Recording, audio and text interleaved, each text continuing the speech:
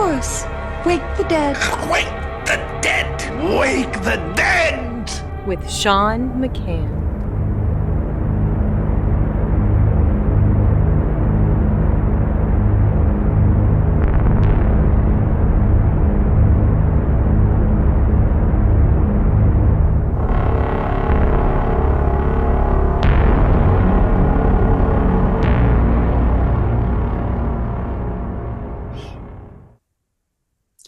Greetings. Welcome to Wake the Dead. Today we are very happy to have our good friend Brett Carollo of PsyOp Cinema and Steven DeLay, another good friend of the show, who are reappearing from our earlier episode. I think it was 104, over 100 episodes ago. We were talking about Albertini and the Albertini tapes, talking about the sordid history, the dark history of Hollywood and the characters within it. And there were some pretty revealing elements that we focused on. And now this recent the death of Peter Greene and its mysterious circumstances surrounding his death and the way that it's covered up, and don't look there, everything's fine. It seems like more of the same with the way that the Hollywood mob operates. So today we all know Brett very well, and Stephen, you are a philosopher and author. We will have everybody's links down below. Welcome, gentlemen. Hello. Thanks, Sean. Okay, that's great.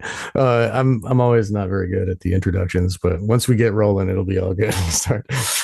So, thank you, Brett, for bringing this topic, because when Peter Greene did pass on, I was immediately I was questioning the reality of what is going on and what they're telling us, and the fact that he was found after 3 days of loud Christmas music playing in his apartment, which I don't know if that's a message, is Christmas music thing. So, and then, so they knocked and they found that no one was answering, and the cops did a wellness check and found him face down in a pool of blood. There was lots of blood, the witnesses say. And the cops say, oh, it's not, that those injuries are consistent with falling down when you die, I guess. And he was there in a pool of his own blood for 3 days as Christmas music was blasting. So, and not only that, he left a note. So, I mean, did he know he was going to have a heart attack and fall over and bash his head? So he wrote a note. I'm still a Westie, it said. And the Westies are a gang of criminals that were run out of Hell's Kitchen of New York, and they were an Irish mob, and we'll probably get into that a little bit more in this episode. So, Brett, we'd like to start with you. Tell us, what were your impressions of this Peter Greene discovery? Well, I mean, I went back to our Albertini episodes, so I mean, I would encourage people to listen to it.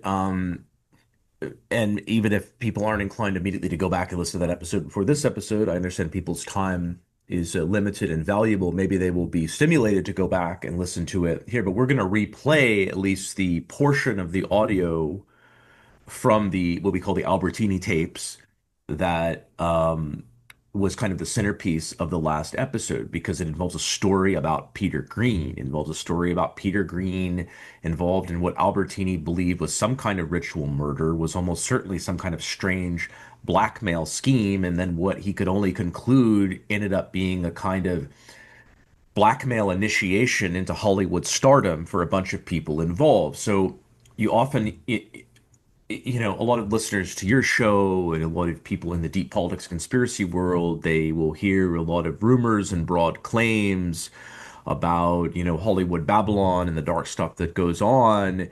And some of that stuff is perhaps disinfo, some of it by these like washed up celebs coming out talking about how demonic Hollywood is, but not giving you any tangible examples of it. And here we have, and it was just that, I mean, Albertini tells a whole bunch of stories. He grew up in Hollywood. I mean, he was involved in setting up 900 networks with former Mossad people to entrap politicians. I mean, you should listen to the whole recording. I mean, anybody who's interested in all of this Hollywood Babylon stuff and the sort of Hollywood deep politics, and they owe it to themselves to listen to that entire recording by Richie Albertini, who himself grew up in the Gambino crime family. So anyway, he tells this story that's a centerpiece that involves Peter Greene and some other people, and we'll listen to it and we'll talk about it. And when Peter Greene turned up dead, now a couple of months, it's been like 3 months now almost. Immediately I thought of the story, and then sure enough, there's extremely suspicious circumstances. Now, I didn't hear anything about a speculation about him falling. I don't know if that's you helping out the police. What we heard was, Right. Maybe it was me helping out a little bit. well, Please. he's found dead. He's found dead in his apartment. Yes, after at least a day, 2, maybe 3 days of Christmas music playing loudly on repeat. It was at least a day. I'm not sure how long it is. We can look up some of the stories. I have some details written down here. I have my notice for about a day. So for a long time.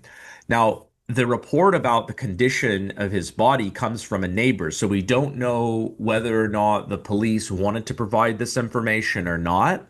But it comes from a neighbor talking to, I believe, the New York Daily News, saying that they said he had facial injuries, serious facial injuries. There was blood all around. Okay. And he's in the blood. He's face down in the blood with facial injuries.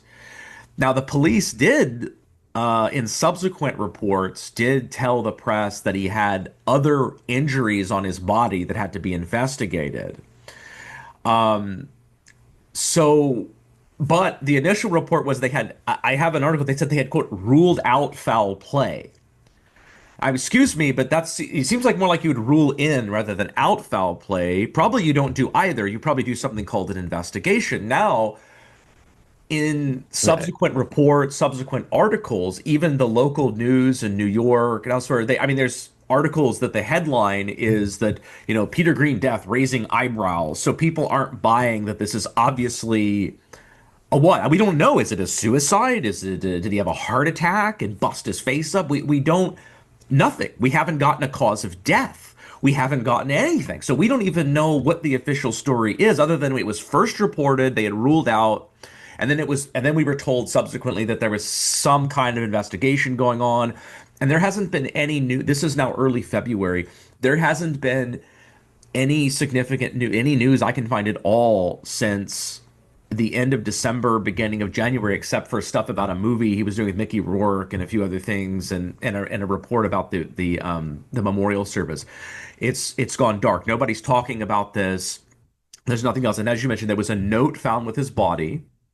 This is mentioned not in the first report, but in subsequent ones. I'm still a Westie.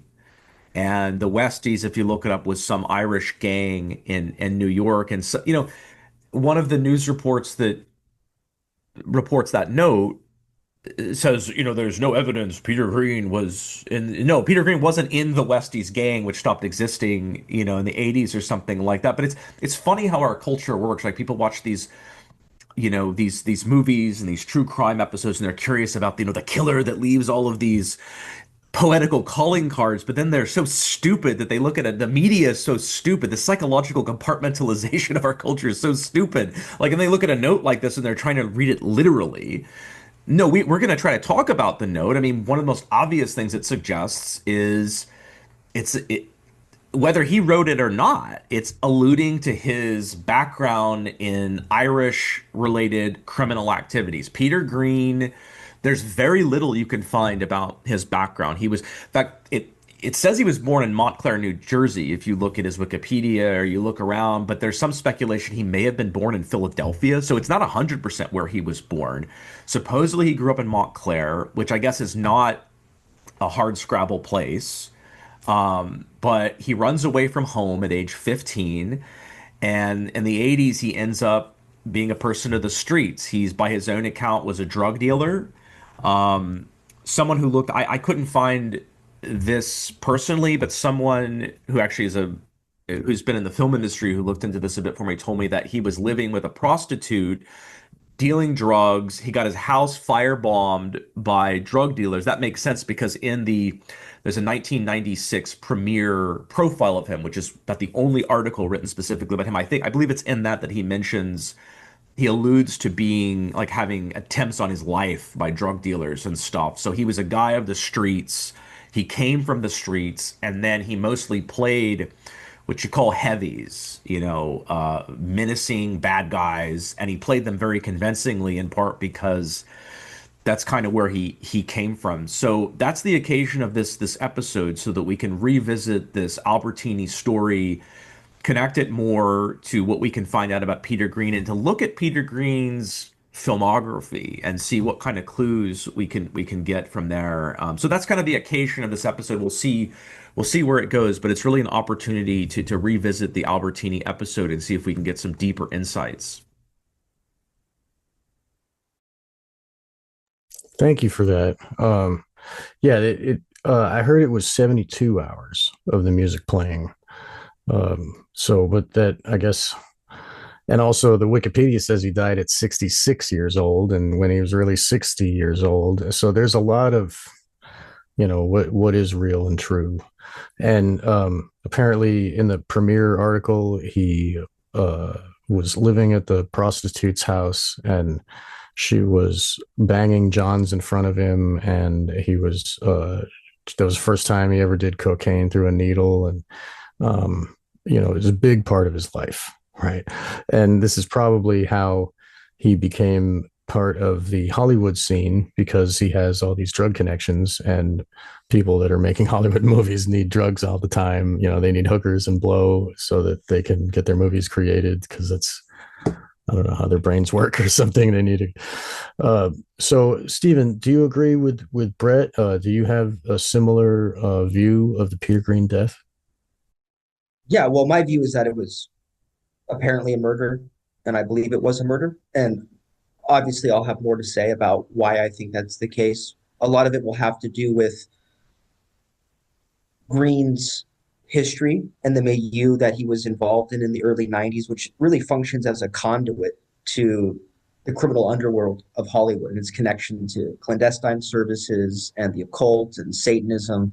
And so I think when we appreciate this period in the early mid 90s, when Greene really hit his stride as an actor, and we look at who he was associating with, and what these other actors, notable actors whom Albertini will mention, and you see the trajectory of their careers and the way that their own lives unfolded as well, and the ends that some of them met as well. It really, really, to me, makes it just self-evident, barring some sort of extraordinary set of evidence, which we're not in possession of yet, that it wasn't a murder. It seems to me it just had to have been. And of course, we can speculate or conjecture about why Greene was murdered. And I think there's multiple dimensions to why he would have been murdered if he was indeed murdered. But I think for now, probably the best thing to do would just be to play the recording of Albertini talking about what happened in this night in Los Angeles in 1992, and then take it from there. Okay. Yeah, I have the here. I was looking around here. So this is the episode that we did, because we played the recording in our episode, and this is about here 44. We're starting at 27 minutes here. 1 second. All right, so we're going to hear Albertini talk about a night with his friends. I don't know if you Sean, are familiar. if I may interject, sorry. Yes, please. Just for the sake of context, so listeners understand, this phone conversation was being recorded by Albertini himself, and he's calling CPS for reasons we don't have to get into, but it concerns various corruption scandals in California, tied even to the Pelosi family, Albertini alleges. So this is a recording that Albertini made himself on the phone with the CPS, I think a CPS caseworker. And at this point in the conversation, Albertini's now about to go on to explain this night that he had in Los Angeles, that he wants the caseworker to understand that Albertini has information about these kinds of criminal enterprises and these cover-ups so that the caseworker hopefully will take in turn the information that he has about these other matters more seriously. So that's the context of the exchange that we're about to hear. Right. And the caseworker is almost like a friendly. He grew up in the same neighborhood. He went to the same underage nightclubs with the other homos. And so like, they have a rapport in their conversation. It's interesting to hear this. But he is part of the Joker cycle, Joker. And He also did The Dark Knight with Nolan. Right. Where are we here? Actor or a successful Hollywood guy. I didn't know that. But let's go to the story. This happened back in I want to give you the exact year, 1992. It's a Tuesday night. Yeah. I'll name some names. You can write them down because some of these people are witnesses. Hey, do you know George Blazer? No. Okay. All right, keep going. I'm sorry. All right. Here, let's go back to this specific incident. I'm going to just try to give you the short version. I can fill in details later. It's a Tuesday night. I'm out with Robert Pastorelli, dead. I'm out with another guy named Big Ray O'Hagan, missing. I'm out with an actor. These are all actors. I'm out with James Remar, Tom Sizemore, Sal Jenko, and Peter Greene. Yeah. We're all out. And a guy named Paul, missing. Paul Hauser. Is that his last name? I think so. Paul Hauser, yeah. Is he missing, this guy, Paul Hauser? He is, yes. Well, he was for a long time. Then they found him somewhere. I don't remember. Oh, no. This guy's missing. This guy's still missing. Oh, okay. So it's a Tuesday night, and again, we're at an AA meeting, which we'll get into the trafficking through AA because I'll name names and point fingers. Fucking Alec Baldwin. I got that son of a bitch by the balls because he's involved in this. Hey, Alec Baldwin was a true piece of shit back then. Bro, I got enough information to send him to prison forever. Yeah. Now, let me tell you how this one particular night goes. I got witnesses up the wazoo. Some of them don't even know that I'm going to call on them. Some of these people don't even like me. But the point is, they're going to tell the truth. They're going to have to tell the truth. They'll tell the truth just because they have this shit on their conscience. And there's a lot of people that protected me when this happened. This got ugly. This got real ugly. And I'm going to tell you something. And I never thought about it in these terms because I'm not a conspiracy theorist. I don't partake in any of this QAnon bullshit. I hear you. Up until last year, all this social media stuff, I had no interest in it. Yeah. The only reason I got involved is when I was called on by Amber Heard and became aware of that murder. My friend Brian, he is a fucking warrior on Facebook. Well, I'm not into social media. I'm banned from all social media. So silly. Okay. For this information. My friend What Brian. happens on the Tuesday night. And I might remember more people that were with us. It could change. That's just kind of like the core group. Yeah. We could get into the big AA picture later. This is a Tuesday night. We're at the Arlington group on Melrose. Forget the cross street. It's in Chinatown. Yeah. Meeting's over, and, people go out for coffee and all kinds of shit. Yeah. So we're leaving, and Peter Greene wants to go to Barney's Beanery. Now, he had only had a couple of days clean and sober. None of us were interested in going there, and we were all like, nah, we're going home. Yeah. Peter convinces this guy named Paul to go to, who we never seen again. He convinces this guy Paul to go to Barney's Beanery with him. Okay. The rest of us go home. That night, at 3 o'clock in the morning, I get a phone call from Peter Greene. He's freaking the fuck out. Babbling. I don't know what he's talking about.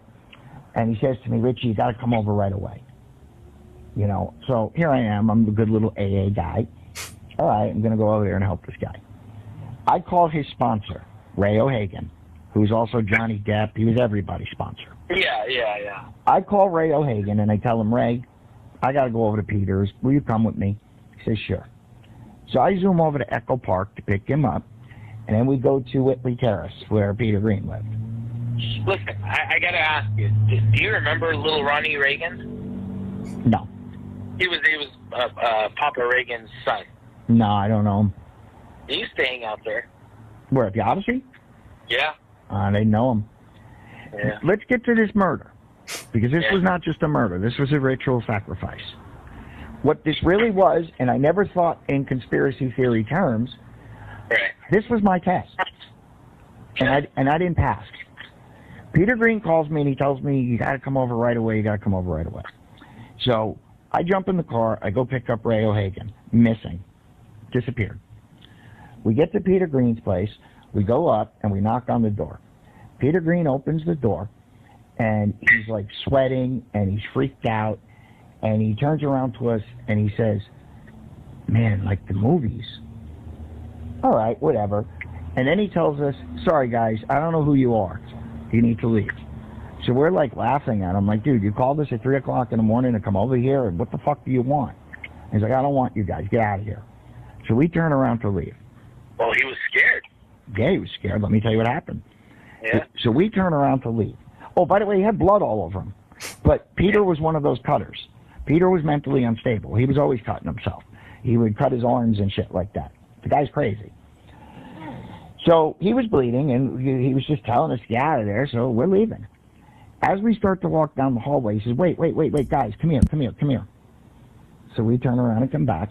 He says, come on in. He says, but before you guys come in, you guys got to promise. You got to promise on your lives that you will never, ever, ever tell anybody what you see here tonight.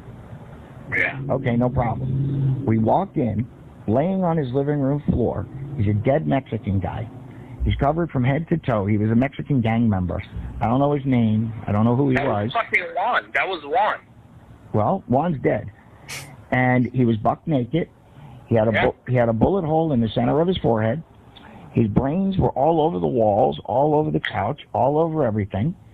Peter Greene is now on the floor, and he's picking up this guy's brains, and he's eating them. Yeah. He's got a .357 Magnum in his hand. Paul was not there. I can tell you what the scene looked like that night in the room. There was a video. I remember this explicitly because people were making fun of him. Oh, Juan is Juan dead man. Juan dead man. Well, here's what happens. The VHS tape was missing from the camera. Peter Greene is standing there with the gun. He wasn't brandishing it. He wasn't pointing it at us. But he had the gun in his hand. And he says, here's what we got to do. We got to take this body. We got to roll him up in the carpet. I got Marilyn Vance's car. Marilyn Vance is one of the biggest producers in Hollywood. I remember. I got her car downstairs. She's in Arizona right now making the getaway with Alec Baldwin and Kim Basinger. We need to roll the body up in the carpet, and we need to drive to Arizona right now and bring them the body. Yeah. Okay, sure, let's do it. But Peter, we can't do this right now. This is the wrong time. I'm standing there in shock. I've seen a lot of shit, but I never seen anything like this. Ray O'Hagan is kind of a hardened guy. And I even remember Ray O'Hagan says to him, you know, Peter, you got a dead guy on your living room floor. Me and Ray convinced him that we need to go get some shit, and we're going to come back and we're going to help him move the body. Me and Ray leave. We went directly from that apartment to the Hollywood Division Police Station, which was only a half a mile away. You spent some time in jail for this, didn't you? No. I thought you did. No. No charge was filed against me. I did nothing wrong. But listen what happened. But somebody went down for this. Nobody went down for this. Nobody. Okay. So now I go to the LAPD. LAPD takes my report. They take me and Ray O'Hagan in the car, and we go back to the apartment. Did they cuff you? No, I was never cuffed. I went in there to report a crime. When we get back, they thought I remember somebody got cuffed. Not me. They might have thought I was a little bit crazy, but they never cuffed me or anything. They actually took me to the location. Okay. When we get to the location, there's 50 cops. They hit the apartment. There's Peter Greene with the body, with the gun, and now Scott Silver, the Joker, the fighter, 8 Mile. He's there helping him roll up the body. Right. They're delivering this body to Vance Stryker, Basinger, Baldwin. If I were to Marilyn Vance is also Marilyn Vance Stryker. Guess where I would be right now? I'm going to skip ahead to 44 minutes where we stop talking about it here. Driver of their will. Without actually, and it's so that dark shine is everywhere. You see that all over the place, and that's what, you know. Yeah, and we're gonna talk about how they actually this incident or incidents like this definitely seem to make their way into the movies. But before you started again, trying to back it up just a few seconds because he's about to say to explain the whole kind of purport of this thing. He's going to say, you know, if I had gone along with this, my belief is, he says, I would have won I'd have an Academy Award. Right. An Academy Award, he means it figuratively, like I'd be a well-established actor right now. Just like Scott like these Silver. other people were. And just like Alec Baldwin's at the top of the pile. You know what I mean? Peter Greene comes out of nowhere to become kind of a weirdly like visible household name, even though he's not really an actor, more of, and I want to talk about a movie that Greene did before this, after this, but unless you guys have something else to say, we can finish we can get to the thrilling conclusion of this. Well, the final thing I want to say before Sean plays the rest of the clip is just that these films that Brett had told us before the interview to watch, The Blackout from '97 and Very Bad Things from 2001, we need to talk about those films at some point as well, because I think it really fills out the background to what it is Albertini's saying as far as how these ritualistic killings and the blackmail networks really work into shaping scripts, shaping who's allowed to produce movies, shaping who's allowed to direct movies, shaping how these casting decisions are made. So we should definitely, I think, at some point get into that as well after Brett's mentioned this other film from Greene that he wants to discuss. Yeah. Right. And this was a great episode, by the way. I can't skip ahead. Like you guys are talking, I'm like, I don't want to stop what you're saying. You know, that was great. Everybody should check out episode 104. So I thought it was 44 minutes. Just one more thing about the accidental shoot. Get rid of a body. There's 50 cops. They hit the apartment. There's Peter Greene with the body, with the gun, and now Scott Silver, the Joker, the fighter, 8 Mile. He's there helping him roll up the body. Right. They're delivering this body to Van Stryker, Basinger, Baldwin. If I would have delivered that fucking body with them, guess where I would be right now? Fuck, I don't know, man. I'd have an Academy Award. Yeah. Think about it. I agree. So here's what happens that night.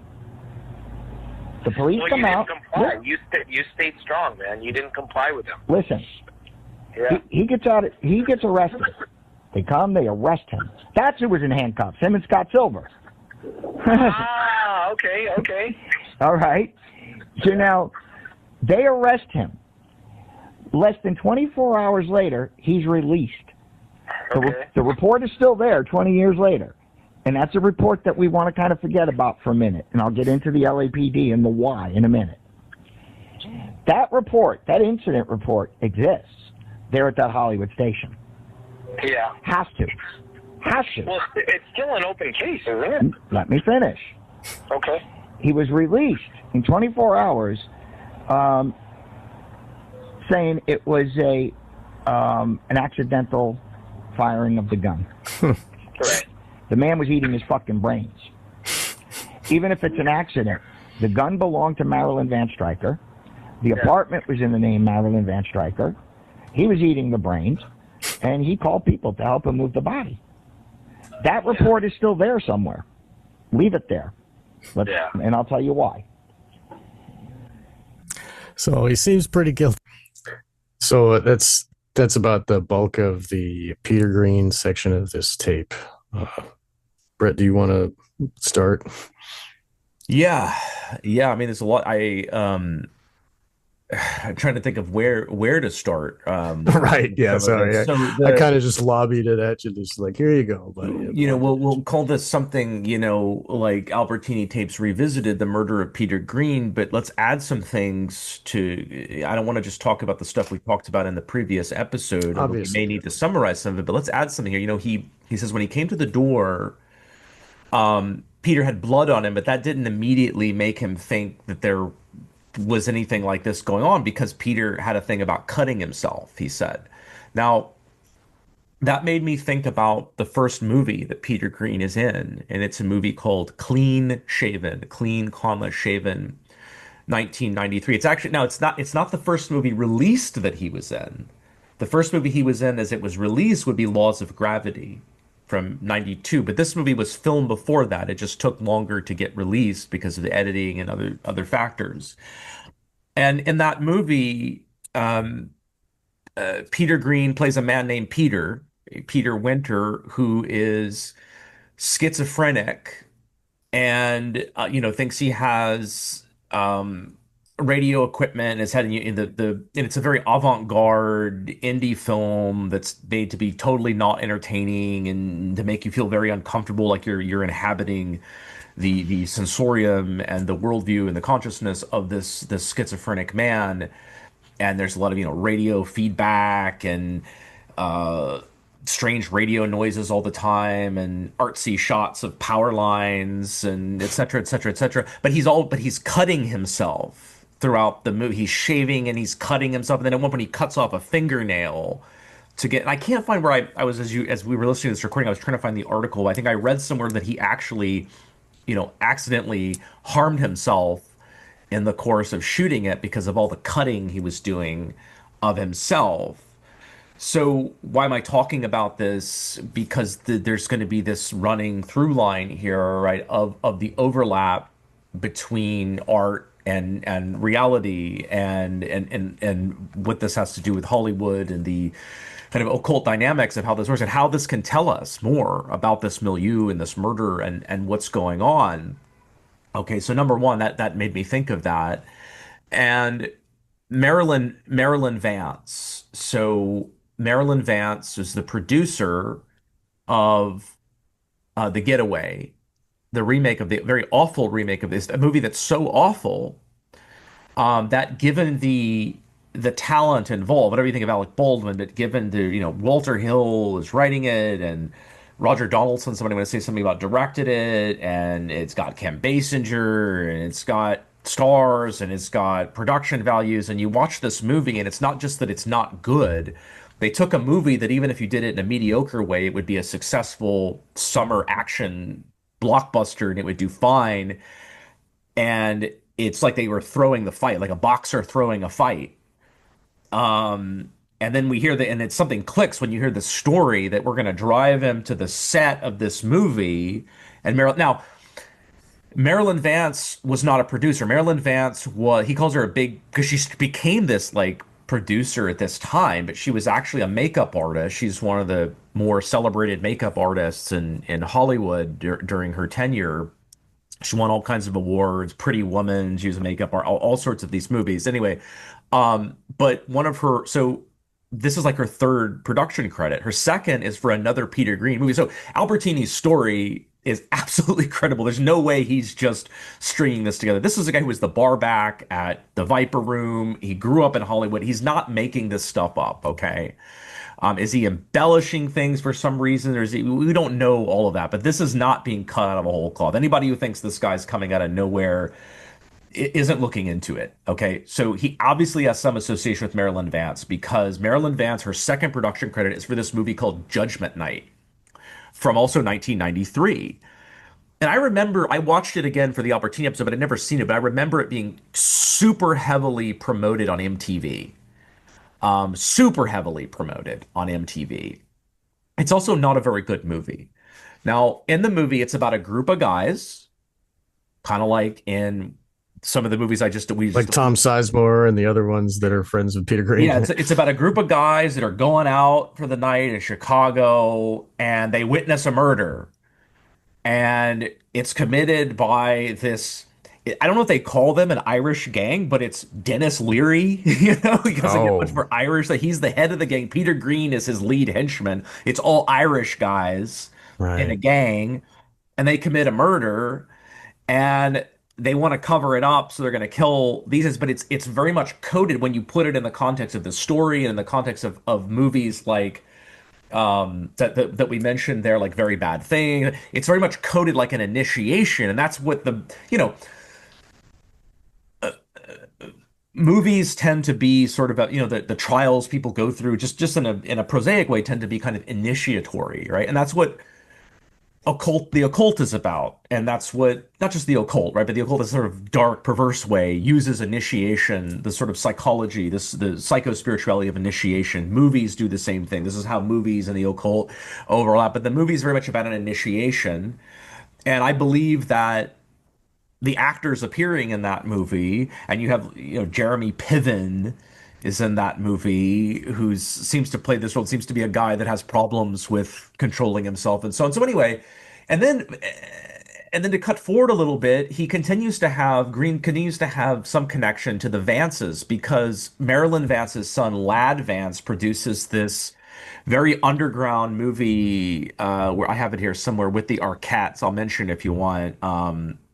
And Albertini talked about the Arquettes. Yeah, so that's what I'm saying. Albertini grew up around the Arquettes. Right. Arquette. He knew Patricia and Rosanna very well, and he saw Alexis being trafficked at the Odyssey, and then Alexis becomes a tranny and then is dead, and all of this totally adds up. And he says he confronted them about the trafficking, and they're in denial of it. Okay, but there's this here. I mean, I should just get this movie up real quick with the share. With the Arquettes. If you just go to we should just get Peter Greene's filmography up. But this movie has, including the father, I don't know if the mother's in it, but the whole bunch of Arquettes are in it. But it's produced by Marilyn Vance's son, who only produced a handful of movies. Right. So the stories and the story here is incredibly credible. It's very, very credible. It speaks to the processes whereby people get into Hollywood. It speaks to the overlap between the criminal underworld and Hollywood, and let's go back to the getaway and intelligence. Right. Because it explains all of the stuff that we're like, what is Hollywood like this? Look at the director of that getaway movie, which is a piece of garbage.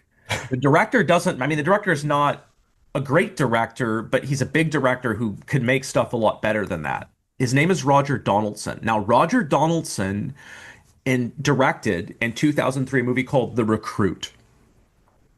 CIA movie with Colin Farrell, Al Pacino. So that movie, and they like waterboard Colin Farrell. They do like trauma on him and torture initiation. Yeah. So that movie was not just made in collaboration with the CIA. It was. Right. That movie, you may say, in a sense, was made by the CIA. So The Recruit is based on a script that was greenlit in the late 90s, written by a guy named Mark Gruber. I don't know. He has a good show called America's Untold Stories. He's got another show now. I really enjoy his stuff on JFK. And he's a Hollywood insider guy. He worked for National Lampoons. He knew all the comedians. And now he's kind of a conspiracist. What was his first name again? Gruber? Mark Gruber. Groubert. And one of his channels that he does with another guy, America's Untold Stories, is how I found him. But he actually wrote the screenplay that this was based on when the studio started making it, and they stole his script. And it was Robert Towne's brother, the Chinatown writer, who gets credited with writing the script. But when it came out in the course of the civil case around them stealing his script, that in fact the script was written by Chase Brandon, and the named screenwriter Towne was simply writing marginal notes. Now, who is Chase Brandon? Well, Chase Brandon is the first cousin of famous actor Tommy Lee Jones. Chase Brandon is also a famous CIA agent. He's a famed CIA agent, a celebrated one, who became the first official named liaison to Hollywood, which is what he was functioning as in that capacity. And he has a number. Does that relate to the investigations that you were doing with Thomas, as like where Hollywood was paying for all of these movies, where you found the document of like absolutely. So Chase Brandon is when you're looking into the Hollywood CIA thing, at least from the 90s on, Chase Brandon is the most important name, and you'll find his name as a technical advisor and stuff like Enemy of the State,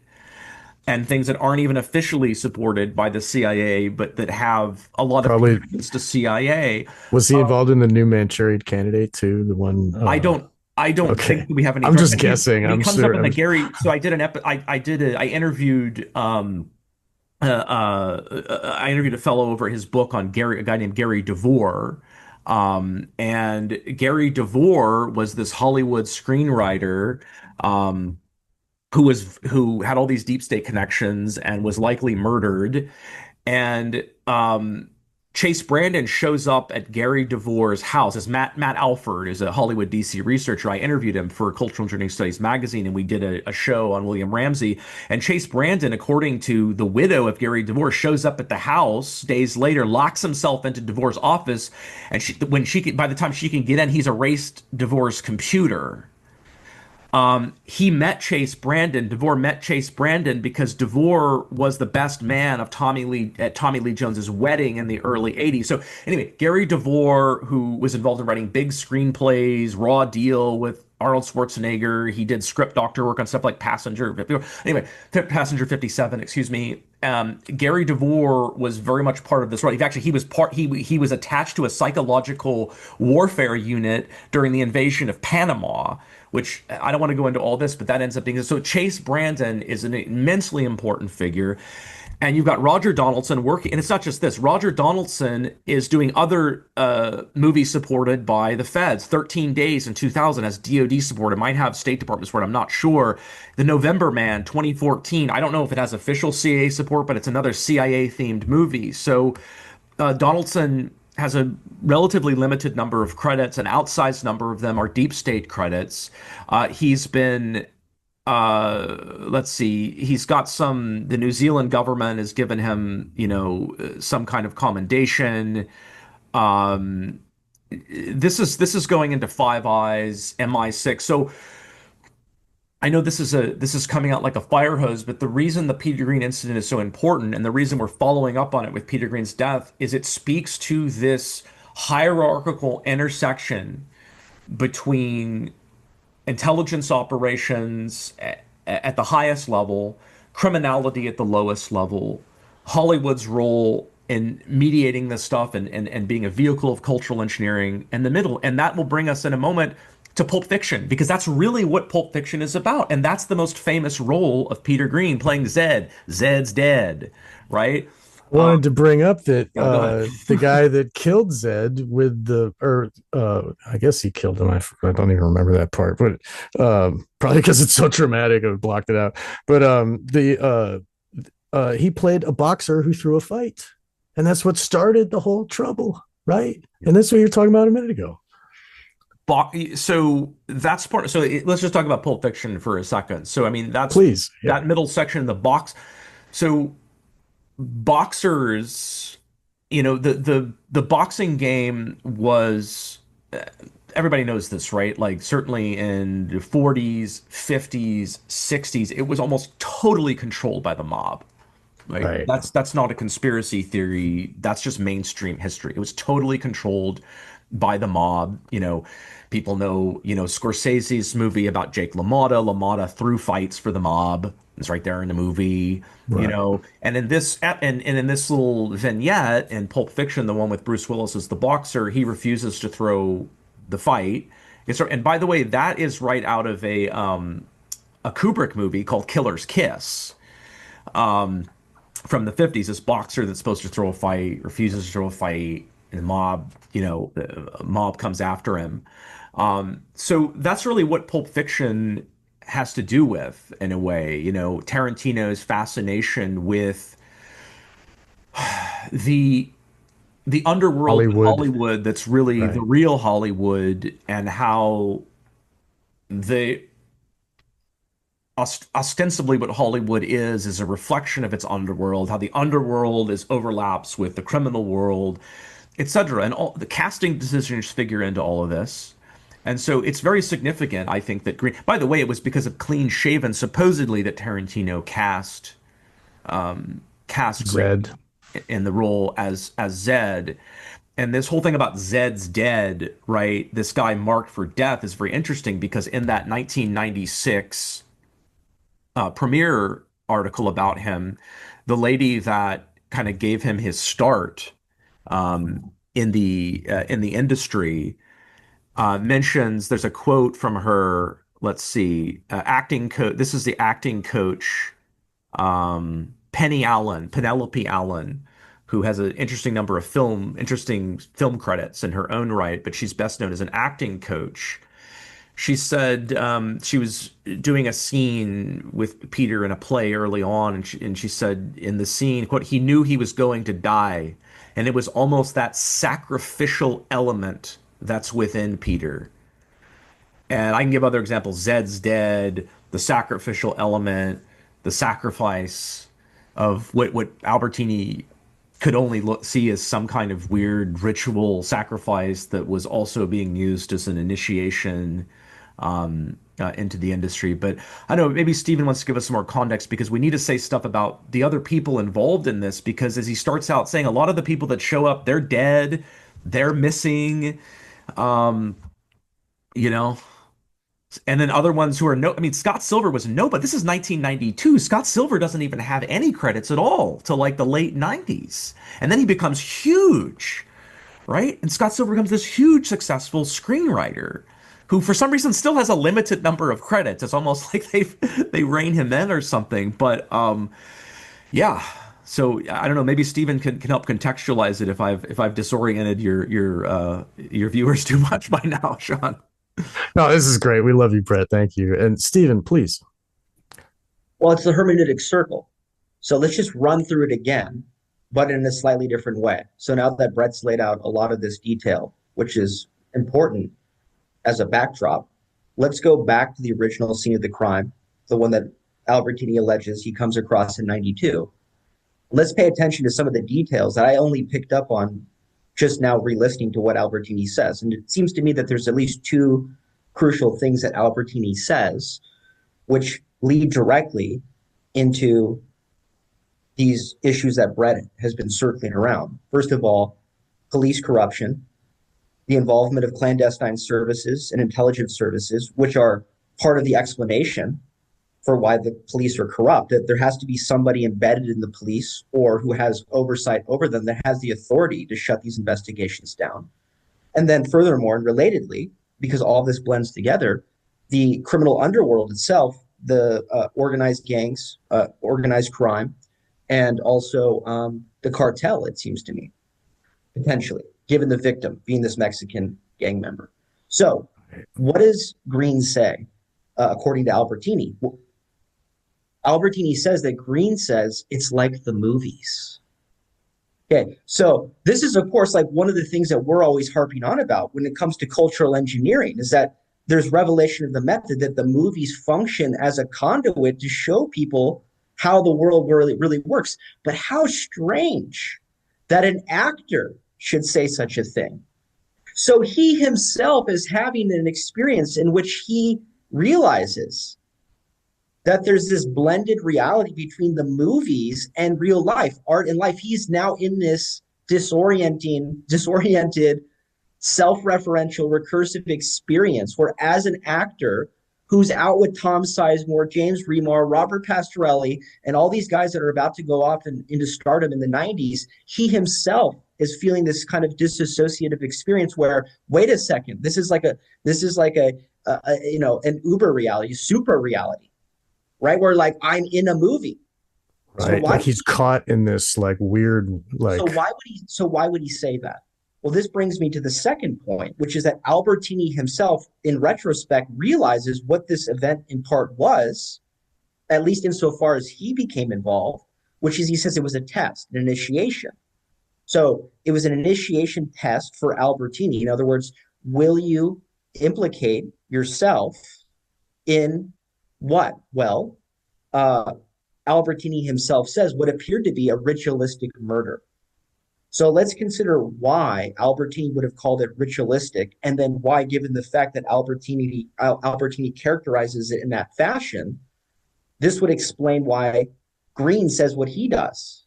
This is like the movies. And then we can speculate a bit on, well, what happened that night in the apartment? I think I have an idea of what may have happened. And this is reflected in many of these movies throughout the 90s, including some of the movies that Greene himself went on to star in. You guys have mentioned Pulp Fiction, but of course in 2001 there's Training Day, which is all about corrupt cops who are basically mobsters, right? So we can talk about that. And then also the film that I want to talk about as well that Brett mentioned is Laws of Gravity in 92. So we'll talk about, I think if you consider the ending of Laws of Gravity, it would explain why Greene, presuming that this incident, this murder took place after the release and production of the film, which I think it did, why he would feel like he was in a movie, right? And then, of course, it's also further consider what went on to some of these other, what happened with these other people, Tom Sizemore, but then also Robert Pastorelli. Well, Robert Pastorelli was implicated in the death of a girlfriend in a supposed accidental shooting. And then, of course, we have Alec Baldwin, who had the incident with the gun in Rust. So there's multiple people that night that are either at the scene of the crime or at the AAA meeting, or who have direct ties to it, insofar as Albertini says Baldwin was kind of the overwatcher of this entire event, who have incidents themselves years on later involving accidental shootings. Okay. All right. It's self-reference, like it goes back into this loop of unreality. So I think I can explain what happened that night, please, at the apartment. Okay. And I think I can also explain why Greene said what he did. And it has to do with, again, as I was saying, what happens at the end of Laws of Gravity. So think about how Albertini mentions this other guy whose last name he doesn't even know, who he says left with Greene to go to wherever it was that Greene wanted to go when the other guys bailed. Right. And then the Paul guy that disappeared. He's right. not there. He's not at the apartment. So where is he? So let's assume that Paul came. Let's just assume, okay? Let's assume that Paul, for whatever reason, came with Greene back to Greene's place. Let's just assume, right? It seems to me what could have happened, and I've talked to Brett about this before recording the episode, is, well, how did Greene lure the victim, this Mexican man, to the apartment? We don't know. Was he lured there? Who knows? A possibility is that the man was delivered to Greene's apartment and was already dead.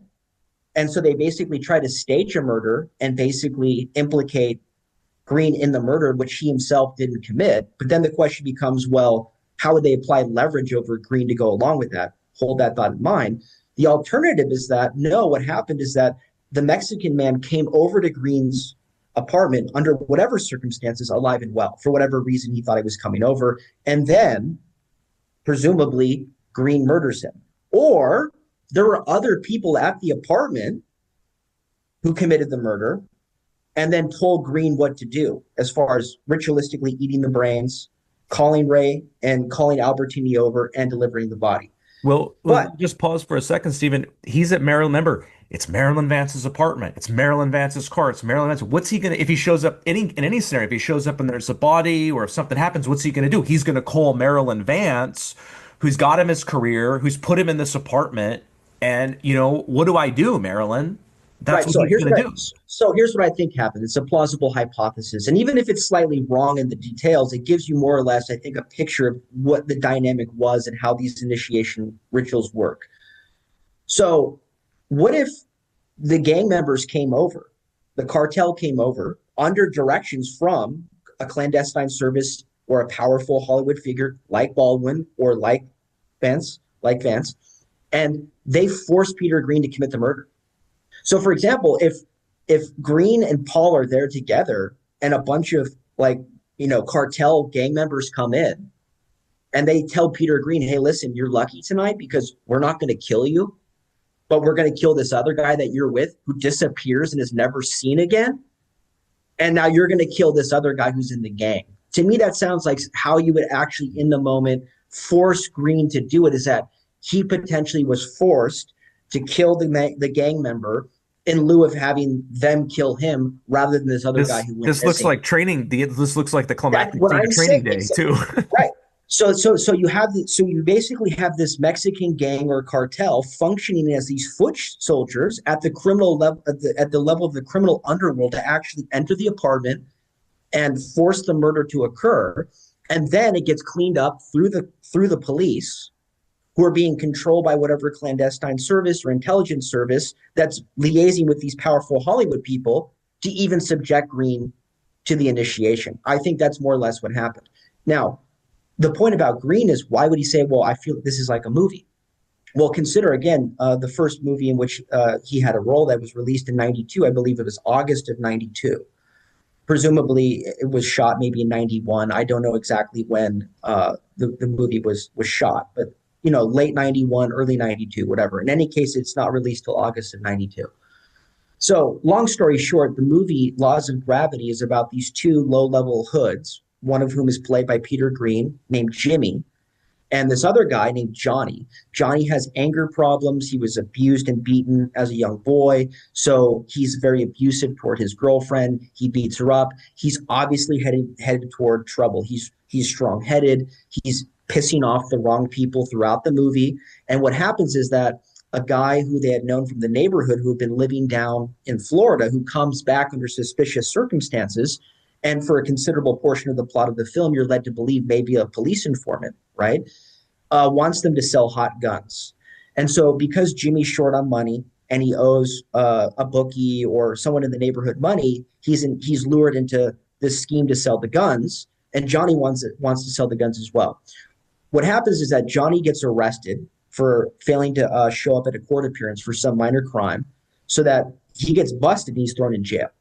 Jimmy has to produce, Peter Greene's character has to produce the bail money for Johnny to get him out of jail. And people have commented on this, but the film is more or less kind of like an homage to Mean Streets, right? Because Jimmy is sort of this like kind of Christ-like good figure who's the fatherly figure who's trying to sacrifice everything he can to help this wayward friend of his who's troubled and just seems to be on the wrong path. And the whole point is that it's supposed to end in tragedy.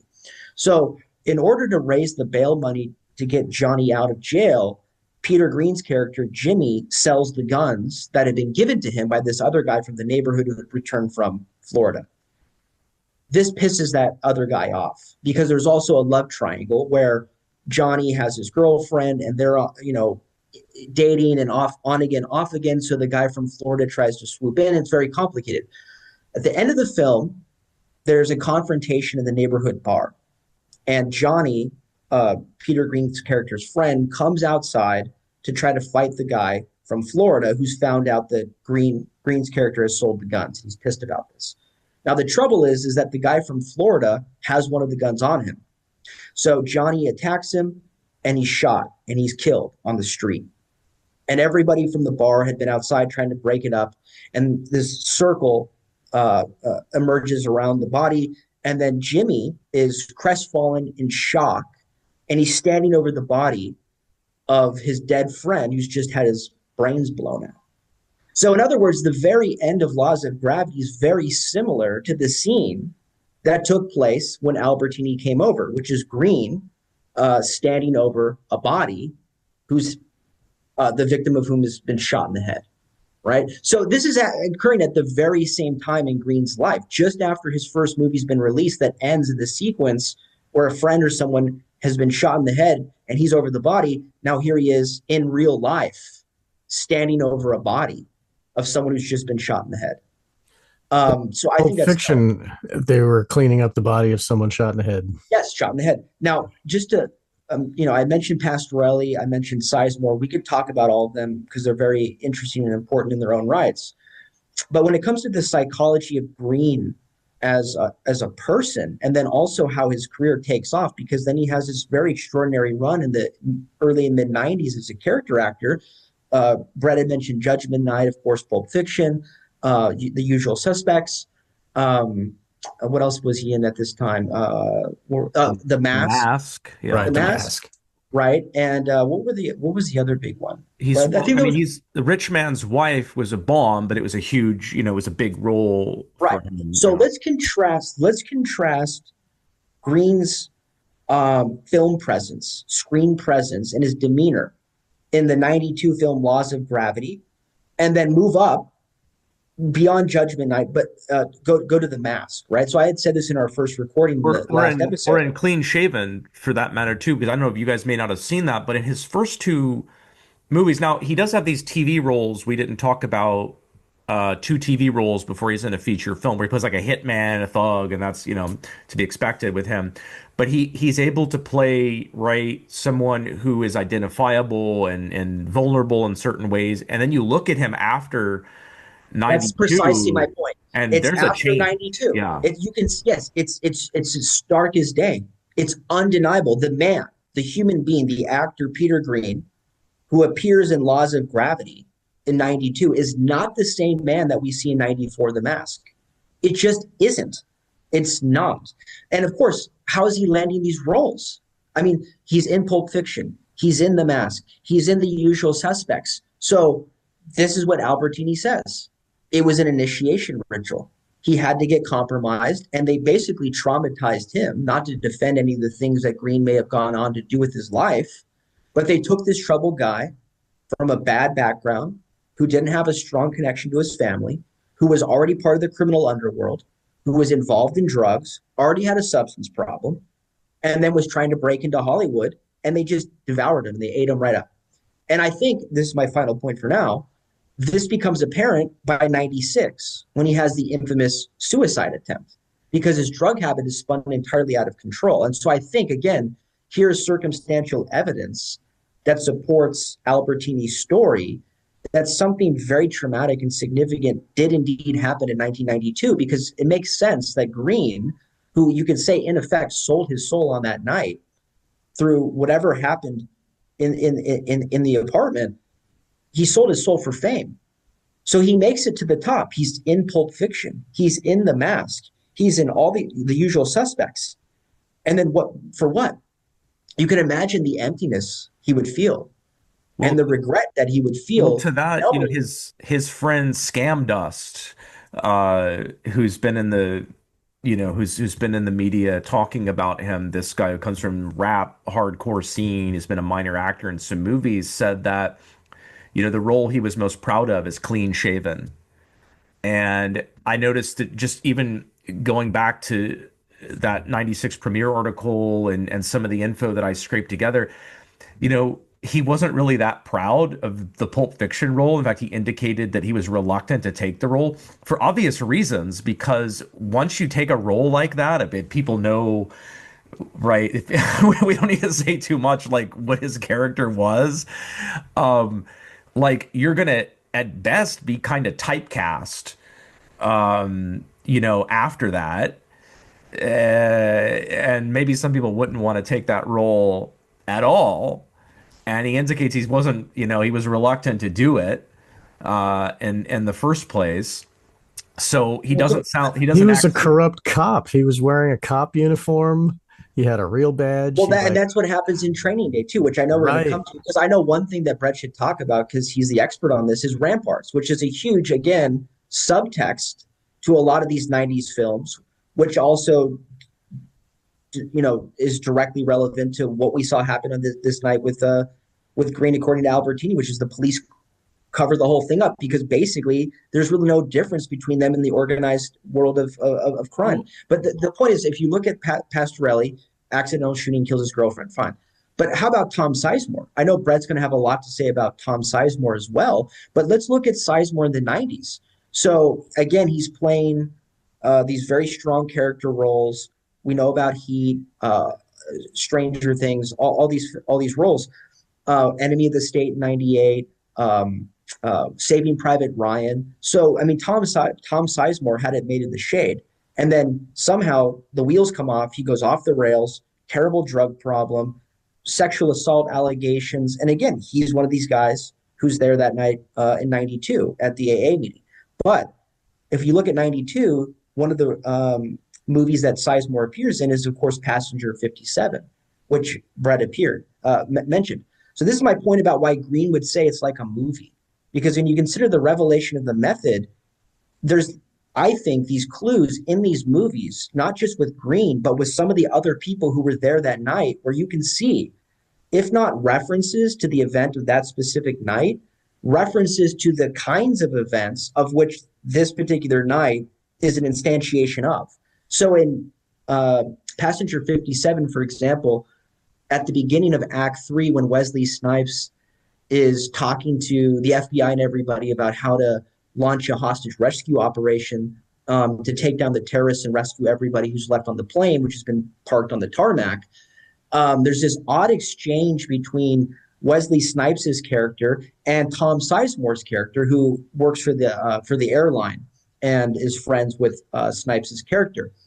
And so Snipes' character is talking about the head terrorist, trying to tell everybody how dangerous and psychopathic this guy is.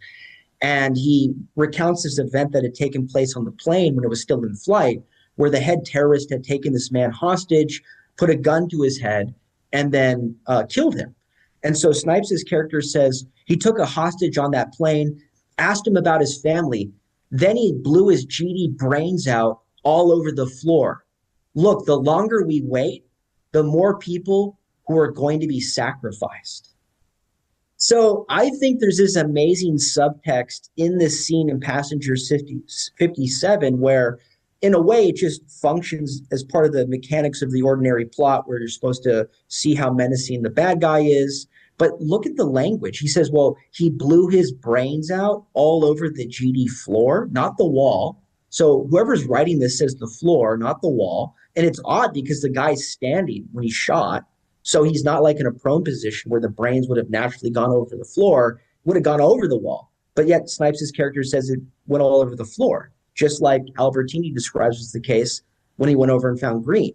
And then right after mentioning this odd bit about the brains being blown out over the floor, he says, oh, well, how many more human sacrifices are there going to have to be? So there's this language of sacrifice. And then the coup de grace is that right after Snipes' character delivers this line, there's a shot, a close-up of Sizemore's character's face's reaction to what Snipes has just said. And the camera just holds steadily on Sizemore's face. And it's very odd. So I think, if Sizemore was there this night and knew these kinds of things were happening in Hollywood, even if that particular scene in Passenger 57 isn't an explicit allusion to what happened that night, it's almost like the people who are making these films are letting Sizemore know, hey, the reason why you're in this movie, the reason why you've been cast is because we know these are the kinds of things that you're involved in. And so they even code it into the movie itself that the actors who are performing when they watch the film can see that they're being sent messages in terms of how the movie's written and edited to let them know, like, hey, you're in this now. Like, you're part of the club.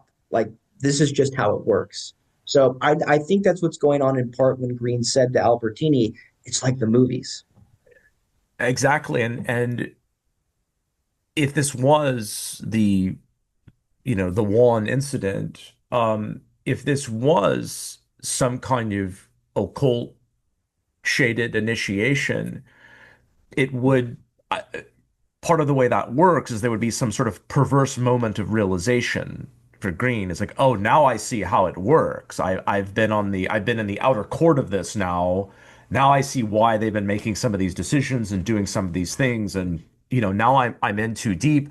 I do want to talk about, because we've kind of circumambulated it several times now, this very important cop as criminal trope, this sort of confusion of opposites, and which is very occult, right? This inversion thing that really, it's not just there with Greene, it characterizes a lot of his important filmography. But you mentioned Snipes, and I can't help but tie this into something. So because I asked myself because we don't know that much about Greene, I'm asking myself, how did this guy get into the industry? I mean, I know, okay, Penelope Allen, he goes to the Strasbourg School, and Penelope Allen, but he's in these little New York indie movies, which make a little splash within their province. Laws of Gravity and Clean Shaven.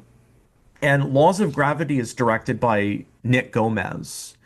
And I'd never seen Laws of Gravity. I knew Nick Gomez because I watched that movie he did, Ill Town, from the 90s, which has a whole bunch of those New York indie actors in it, Lily Taylor and Michael Rappaport, who we hear so much now with his Trump derangement syndrome.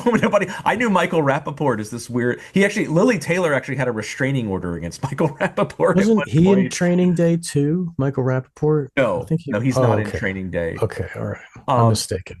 But that movie is not very good. And I remember just seeing the cover, and I was into, criminal chic at the time, Tarantino-esque criminal chic movies, artsy. You look like your face is frozen there, by the way, Sean. I don't know. Yeah, I don't know. I'll try to turn off and on my camera. Keep going, please. But anyway, yeah, we don't have any problem with the audio. But anyway, so I saw that movie wasn't very good, so I never watched anything else Gomez did. But Laws of Gravity is a good movie. It's very compelling. It's very well made. It's a good film. And so I'm looking into what the milieu around this is, and it's you can look this up. It's called the Purchase Mafia. That is SUNY Purchase. I went to SUNY Brockport, so State University of New York. This is State University of New York Purchase. And there's this plethora of minor and some not so minor stars that went to SUNY Purchase right about the same time. Okay. And that's the milieu of this. Now, by the way, SUNY Purchase is a university established by Nelson Rockefeller. And I think that's significant. It's not just another state university of New York. It was specifically created by Nelson Rockefeller.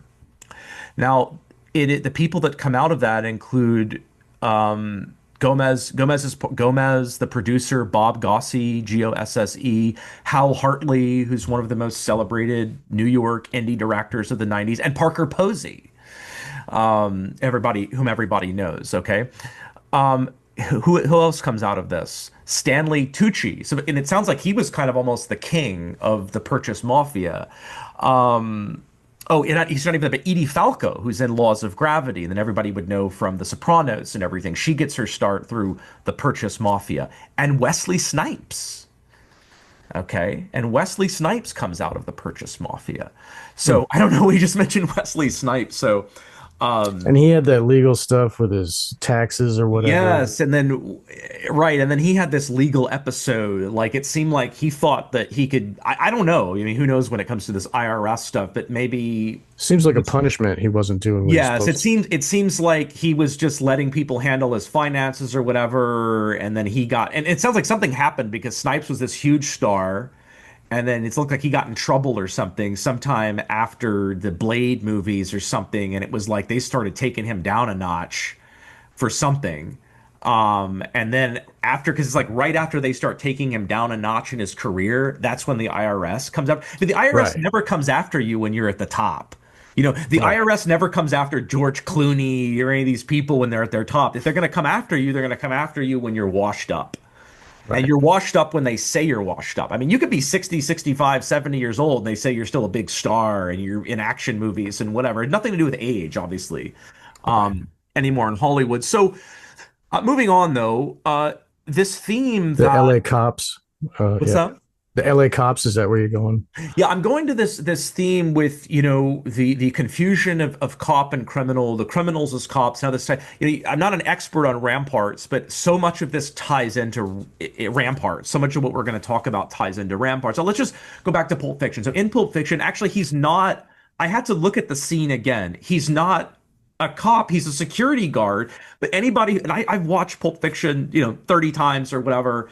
And in my mind, he's a cop because he's got the badge. He's got, security guards try to look like cops or whatever. But whether he's literally a cop or not, the point is he's a figure of authority wearing a badge. And that's part of what makes the scene troubling and disturbing and jarring. But it's not a one-off thing when it comes to Greene. We've already mentioned Training Day. People have seen this movie. It's a pretty good movie with Denzel Washington, which is inspired by Ramparts. And if you don't think it is, the guy who wrote it, look up his name. I can't remember it off the top of my head. He's a big writer, director now. His very next movie is Dark Blue that he writes, which is explicitly about Ramparts. So in this movie, this is about basically a criminal gang that's operating through the LAPD. But what's fascinating about Training Day, David Ayer, who's a giant figure in Hollywood now. But what's fascinating about this movie is, unlike other movies about Ramparts, this movie shows that it's the brass within the LAPD that is sanctioning and directing a lot of this activity. Okay, Greene is one of the gang who, in a culminating scene in the movie where they go to shake down and ultimately kill a drug trafficker who's a frenemy of the gang, played by Scott Glenn. Greene, who's wearing a bulletproof vest, is going to have to take a few bullets into his vest to stage the scene. And they just give you the order, hey, man, you got to take the shot here. And one of them goes through. And I was talking to Steven about this. It's not clear to me whether he dies or not, but it's as if the viewer is supposed to stop caring whether this guy's dead or not. Kind of like we're supposed to stop caring whether Peter Greene was murdered or not. It's like I mean, it's so brutal when you think about it that this character has so little value to us. He's worse than a criminal. He's a criminal pretending to be a cop. You should hate him. Who cares if he lives or dies? We care about the Hawk character, maybe the Denzel Washington character because he's a badass, but who cares about this Peter Greene guy? He's just a clown. As actually, remember that's actually what the Denzel Washington character says to Ethan Hawke, that I know these guys are just a bunch of clowns or something like that, but I want you to be my successor. And anyway, so he's again marked for death in this scene. He's part of the gang that's expendable. That's just usable. Well, Brett, may I interrupt for just a moment? Yeah, go ahead. So just again, a small detail to tie this together, because the point you're making is that throughout Greene's trajectory, his progression through Hollywood is mirrored in the station that he occupies within the criminal underworld vis-a-vis his police role. So in his earliest appearances, he's just a security guard. He's not even a cop, right? Then in Training Day, he's now like a detective, or he's moved up the ranks, as it were. And then in this film that Brett's talking about with Johnny Depp, Dark Blue, he's now like not the police commissioner, but he's a high-ranking police official. So it's almost like Greene's own progression up the ranks of the occult Hollywood step ladder is mirrored in his station as a corrupt police officer throughout his career. But in watching Laws of Gravity, the thing that struck me, and you could say, oh, it's coincidental, but again, I think it's this lingo that's current in these circles that just appears, is that one of the first things that Greene's character Jimmy says to Johnny when they're walking down the street at the beginning of the film is he puts his arm over him, or whatever, like in this kind of big brotherly way, fatherly way, and he says, "Oh, I'm training you. I'm learning you." That's what he says to his sidekick Johnny. So there again is this idea, like in Training Day with Ethan Hawke's character being taken under the wing by Alonzo, played by Denzel Washington. Training Day. You're going to be trained for this. You're going to be initiated into it. You're going to be shown how it really works, and you're either going to sink or swim. And so I just think it's interesting that of all the things that Greene's character, one of the first things he says in Laws of Gravity, when he's occupying this sort of like, authoritative sort of role over this young psychiatrist, I'm going to train you. I'm going to learn you. Absolutely. So I think you really hit something about the progression, because actually in Training Day, he's not a detective, but you remember that the Denzel Washington character tells Ethan Hawke, look, my guys, they're going on to be detectives. They're moving out of this. This is how you move up the chain of command. He literally says that in the movie. So Training is in many ways the master key to this. But let me go back. Okay, because in a movie made in 1995 called Bang, which I misreferenced in our last episode. I confused Bang with a movie called Pups because they have the same director, Sacha Baron Cohen's cousin. And if you know, Sacha Baron Cohen comes from the Anglo-Judeo elite of England. Okay, this is like Eyes Wide Shut mansions of Christopher Guest, by the way, speaking of Parker Posey. And people don't believe this. They think this is a guy that's just a funny guy that makes mockumentaries. No, he's a like royalty practically in England, high nobility in England. But anyway, this movie called Bang is about this Asian woman who, she's hard up. She's going to get thrown out of her apartment. She's going to an audition at some sleazy producer's house. He tries to get sex out of her and she leaves. The Peter Greene character plays this bum. He's this hobo bum who's a nice guy, and he's schizo, kind of crazy, but he's nice and friendly. And anyway, he starts to cause a disturbance outside the house. The cop come, and then this motorcycle cop chases her, the Asian woman, tries also to coerce her into sex. She ends up handcuffing him, taking his uniform, and then the whole movie is about her posing as an LAPD cop driving around. But anyway, at the very end of the movie, she goes back to the scene with the cop handcuffed to the tree, who, by the way, is being harassed and kind of psychologically tortured by the Greene character in a way that's reminiscent of Pulp Fiction a weird way, because he keeps putting the gag back in the mouth thing, kind of like you think of the ball gag in Pulp Fiction. You can't. But anyway, here's the last scene: is that she leaves the gun with the cop. Says, "You can get the gun if you want." She starts to walk away. The cop is going to shoot her with the gun because he's able to like jimmy the handcuffs to get it. The Peter Greene character dives at him. We hear the gun go off. The cop's dead. And then the last thing we see is the Peter Greene character dragging off the uniform. And so he's going to pose as the cop now. Okay? Right. So there it is again. Wow. And I bet he shot him in the head too, right? In blood all over the floor, right? Yeah. He's in a movie called Lowball in 1996, which is an aptly titled film. It's a semi-sleaze film that was executive produced by Penthouse publisher Bob Guccione, and it's a very sleazy movie. It's got gross stuff in it, but Greene co-stars in it with his friend Eric Schrody of House of Pain, who's the lead guy in the Irish rap group House of Pain, also known as Everlast. Okay. Oh yeah, they do the jump. Yeah. Yeah. Everybody's forgotten that. Yes, right. House of Pain. I hate that song, man. Okay. Sorry, I'm thinking of that line in Swingers. Remember, like, House of Pain is going to do anything about it. Anyway, people, if they know the movie, they'll get that. But so Greene and Eric Schrody, okay, they're supposed to be cops that are undercover narcotics cops. But listen, okay, so there's some shooting. It's very hard to figure out exactly what happens, but there's some like massacre at the beginning of the film, and then the lieutenant calls them back in. Is like, "What are you guys doing? You're out of control. I'm taking, you the classic scene. You guys are loose cannons. I'm taking your badge. I'm taking your gun." Listen, if you just took that scene out of the movie, you could rewrite the whole movie without them being cops. There's like that level of confusion. The Greene character is a strung out junkie criminal. There's nothing except this veneer of them being cops at the beginning of the movie, where you could literally just like rewrite one scene and change a few lines and you'd have exactly the same script and they wouldn't be cops. So, okay, but back to Training Day. Now, Training Day has kind of a sister film that comes out 2 years earlier that Greene is also in. It's called Blue Streak. It's a major release. This is when Greene is he's getting heavy roles in big films still. And this is a Martin Lawrence comedy vehicle. And in Blue Streak, the Martin Lawrence character is a jewel thief who, with his gang, which includes Peter Greene, they get caught at the beginning of the film. The Greene character is the bad guy. He betrays Martin Lawrence. He kills one of the other guys, betrays Lawrence.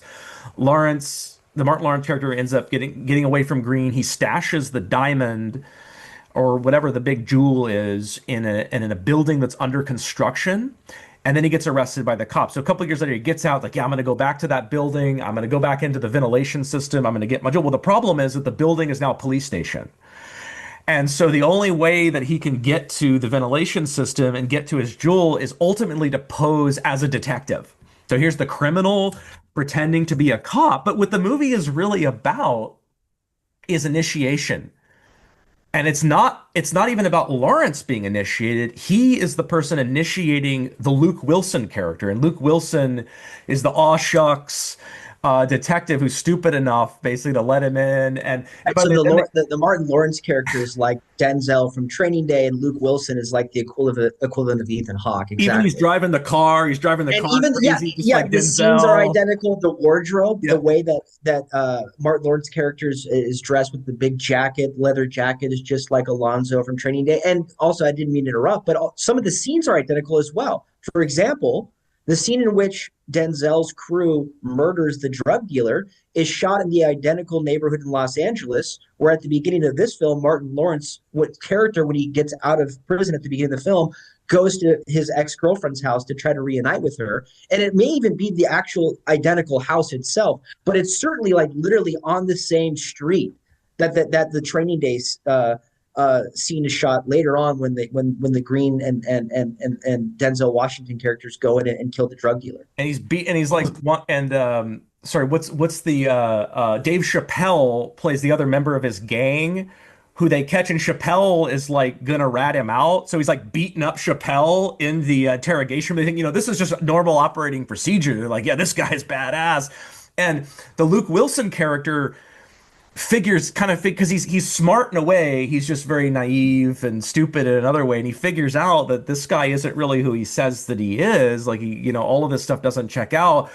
But then the Martin Lawrence character explains, that I'm internal affairs, I'm IA, and then the other guy, sorry, the actor's name will come to me in a second. The William, oh God, I can't remember the guy's name off the top of my head, but the other guy says, no, that's not true. He's actually intelligence, and so even though they figure out he's lying, they just assume that this guy They think he's FBI, and then they say, oh, and maybe he's CIA, or maybe he's something we never even heard of, right? But the best thing is that his ability at being a good criminal allows him to be the best cop. They're all like, how did you figure it out? He's like, oh, it's just because and that's what the cops are striving to be. It's like, all the cops all want to be bikers. They all go hang out at the Harley store. They got this fascination. But go ahead. Yeah. But if you think we're stretching the connection to Training Day, there's this scene where, so the Martin Lawrence character now, he can't find this diamond. So he's got like a remote control vehicle with a camera on it. And he's like following it along, walking to the police station. And he like stumbles into a briefing.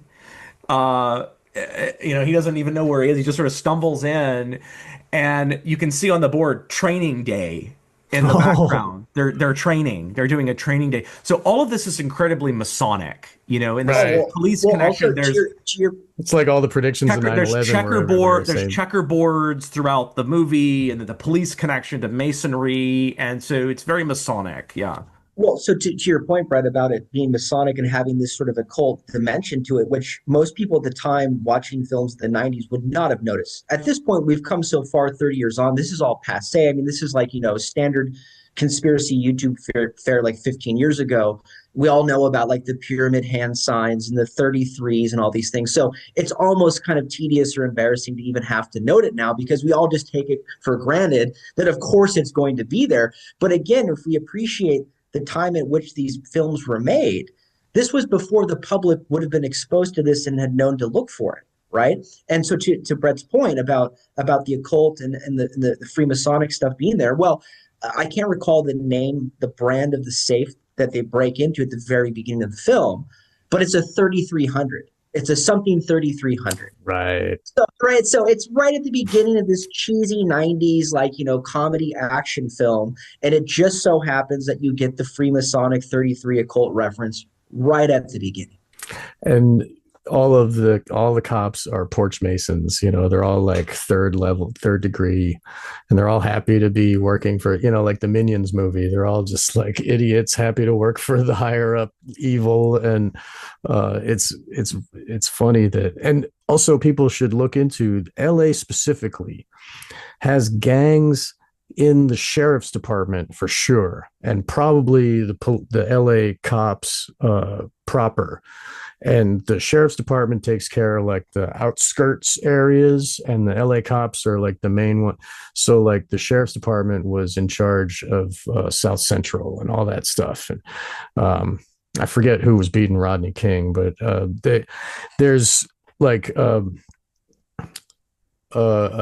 A History of Violence is the name of a podcast by Charisse Castle, I think is her name, where she goes very deep dive into the LA gangs. And that's since like they get tattoos, they're numbered. It's like, it is the same as the gangs that are not cops. Like they get tattooed. There's a blood in process. There's like the blackmailing and having to be part of the, if you're not a dirty cop, like Serpico, you know what I mean? They gave him such hell because he wouldn't take the money. And so it's the way that the cops are, they are like, and if you look at the Royal Order of Jesters or whatever, the high end, the higher up than the Shriners on the Masonic levels, those guys are all judges and lawyers, and they're in charge of the prosecution of everything, and they have no morals whatsoever. Like that's their logo is a guy that's fornicating with all kinds of hookers. Like they, so like it the mentality of cops is not to protect and serve. Like we know this. Like the Supreme Court says they don't have a duty to protect and serve. That's just they painted on their car. You know what I mean? It's just like a mind control. So this little view into like if you think about Hollywood was created by the mob to like promote their hookers, and with the they had Nickelodeons in New York, and the New York mob pushed them out, and they had to go start a new thing, which is Hollywood. And they took the Nickelodeon idea of like looking at pretty women through a viewing screen. They pushed it to the max, and you see MGM Studios had a whorehouse. And you see what the actresses are doing and how, Denise Richards and the rest of them. And like they, like the whoring and acting is the same, and it's all kind of this one big mob situation. And so like the reason they have movies, I mean, if you look at like even the Nickelodeon itself, like the channel, and that whole scandal with the fat guy there on Netflix, and had touching kids and stuff. They created shows in order to have lots of extras. That's the whole reason for having the show, is so they got all these young kids around to predate upon, so. And that's just one angle of like, so why are they making these movies with Peter Greene and these, the corrupt cops and the murder and Well, may I interject for just please? a minute? Yeah. So this will, I think, be an occasion for Brett to dig a little deeper, perhaps into Ramparts, which we've been mentioning on multiple occasions already. But Brett, what's the name of the Johnny Depp film that was about the Biggie murder that you mentioned before? The name of it's escaping me. The City of I just Lies. had it up. Yeah, there we go. We'll get to It's called what? City of Lies, which again, Peter Greene stars in. So I watched this film on Brett's recommendation, and one of the things that struck me is something that Brett sort of primed me for, which is that here again in this film is a classic Hollywood limited hangout where you're told a story, but it's really only part of the story, not just in terms of facts that it omits, but structurally or layered, sedimentally, like what layer or strata of criminality and ultimately, I think, ritualistic murder and Satanism and occultism are you being shown. And in the film, it doesn't really so much as it hints by omission that there's something deeper and even more nefarious that's going on that explains what's holding this criminal underworld together, the interface between corrupt police and the actual gangsters. And it has to do, again, with the infamous rap label at the time, Death Row Records. So my point is that, Nicki Minaj just last night tweeted about, the Epstein files. And she said, well, they take these foreign kids and they perform blood sacrifices. So something that Brett had mentioned at the outset of our discussion today is that you hear these people who are in Hollywood or in the music industry, some of whom end up being washed up later on, who will allude to this kind of degree of depravity and evil, but they won't give you precise names or events or locations in the way in which we get an apparent story of this kind of activity with Albertini. But it's still coded in the movies. Because again, the whole idea is what's really holding the corruption together in the police at Ramparts? Well, it's more than just drug trafficking or, cops, bribing people and extorting people. It has something to do with some kind of satanic or occult underbelly to the record industry that the police department is itself involved in. And this is where, we get into the stories about Epstein and Diddy and the kind of stuff that happens in, like in athletics with like these famous athletes. Right. So that, again, the ritualistic component, the murder, the police complicity, it bleeds into all these other industries, which at the end of the day run on blood sacrifice. Yeah, this is actually an enormously, the more I think about it, it's an enormously important movie, not because it shows the deeper layers, because it shows you how it's showing the deeper layers, if you will. We'll get to that. It is, if I can call it, it's a revelation of the method movie about limited hangout, and and that's why it's very important that Johnny Depp, whose whole life I think is devoted to the occult and to Hollywood as a vehicle for enacting occult workings, is cast in this in a very important way. But let me just take a step back to Training Day one more time, and maybe we'll need to revisit that climactic scene some more. But and I think you missed this the first time you saw the movie, Stephen, because you didn't remember this. But in that scene, the climactic scene we're talking about, where the gang of cops has decided that they're going to kill this Glenn character, Hawk is going to need to they want him to do the shooting, but in any case, he's going to need to, he's a virgin shooter, they call it, right? He's the initiate, and he's going to need to be the guy to say, I did it, it was justifiable homicide. The Greene character will be the one that's shot at to make it look like they were shot at first. And when he's trying to when the Denzel Washington character is trying to persuade the Ethan Hawke character to shoot the guy, one of the things he says is, anyone you kill on duty becomes your slave in the afterlife. Now that's serial killer. That's the serial killer spirituality, quote unquote, 101. That's the Zodiac letter. That's like Jeffrey Dahmer, right? That's it. I was just thinking Dahmer. Yeah, anybody who's looked into this stuff knows that that's serial killer mentality. So that's, and Dahmer, of course, had a satanic altar. The serial killer. We don't need a rehearsal. And multiple personalities. Listen. Since you jogged my memory, Brett, things I forgot about Training Day. Well, look, who does Alonzo have to clean up the mess to get rid of Ethan Hawke? It's Mexican gangsters. Right. So he offsources the hit to get rid of the cop who can't make the cut to gangsters. This is, Albertini says, Greene's victim was a Mexican gangster. Wow. So City of Lies is a fascinating movie because it's the draw to this movie is that it's about the it's about the investigation of the murder of Notorious B.I.G. And as far as I can tell, I haven't read the novel on which it's based, or not even a novel, it's a nonfiction book by a journalist writing it about this LAPD detective. And it seems, from what I could gather in my more or less cursory research into the connection between the movie and reality, it seems to be a pretty faithful adaptation of the book. Okay. But you see, this movie isn't really about the murder of Notorious B.I.G. And the movie tells you, it markets itself as being about the murder of Notorious B.I.G. It's not about that. This detective story isn't about that. It's about ramparts. So if you know the Rampart scandal in the late 90s, what was it, some 60 or 70 LAPD officers were convicted of murder, drug trafficking, extortion, you name it, of running a gang within the LAPD. These are the ones that were convicted. There's a whole bunch of movies about this. There's a movie called Ramparts with Woody Harrelson, whose father was CIA. We won't go into that. But I mean, there's Rampart is the name of the movie. Okay. There's Dark Blue, which David Ayer wrote. There's a whole bunch of movies now that are explicitly about Rampart.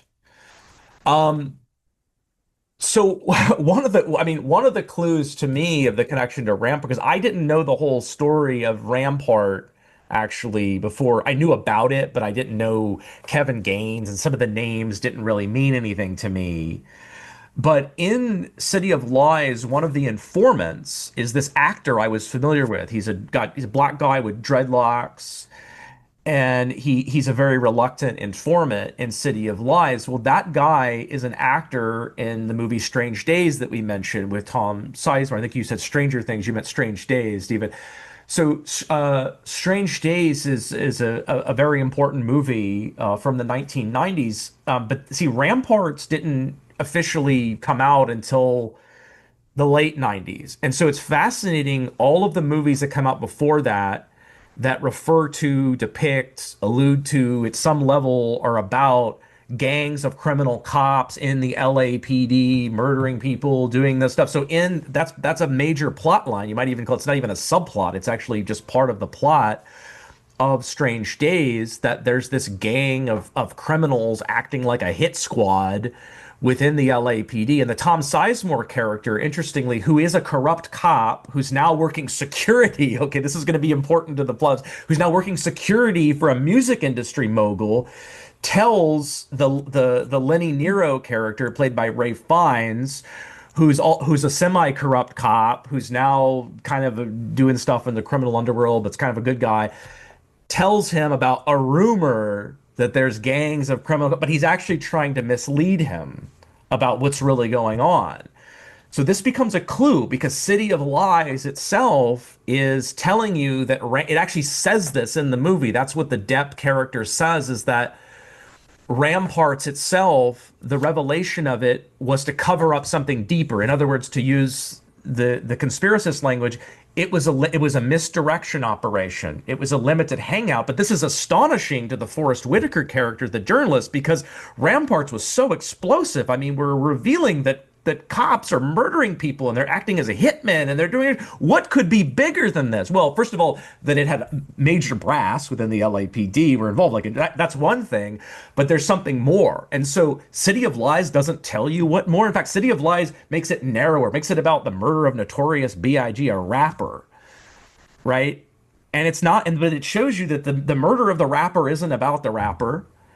And it goes to Ramparts, and Ramparts isn't about Ramparts, it's about something else. But if you put these two things together, if you put the criminal cops, the music industry, and some other information together, it starts to point towards something that the movie isn't explicitly going to tell you, but it's telling you that what we're showing you here isn't it.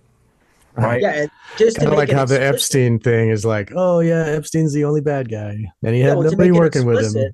I mean, what Brett is saying is that it's about sacrifice. It's about ritual murder. How do you get a record deal? Right.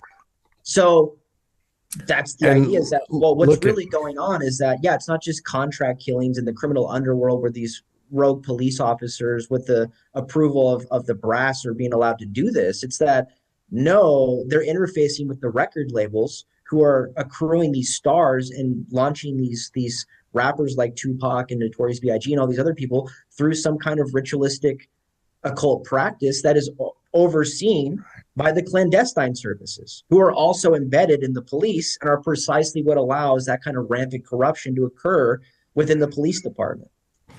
Because the blackmail is the currency, right? Yes, that's exactly how they control the record artists, the producers, the corrupt police, and then presumably the newspaper people who don't do anything, because of course in this film, Brett had mentioned the Whitaker character, who's kind of like the only journalist who even wants to somewhat try to figure out what's going on. Everybody else at the newspaper is just completely indifferent and useless or corrupt.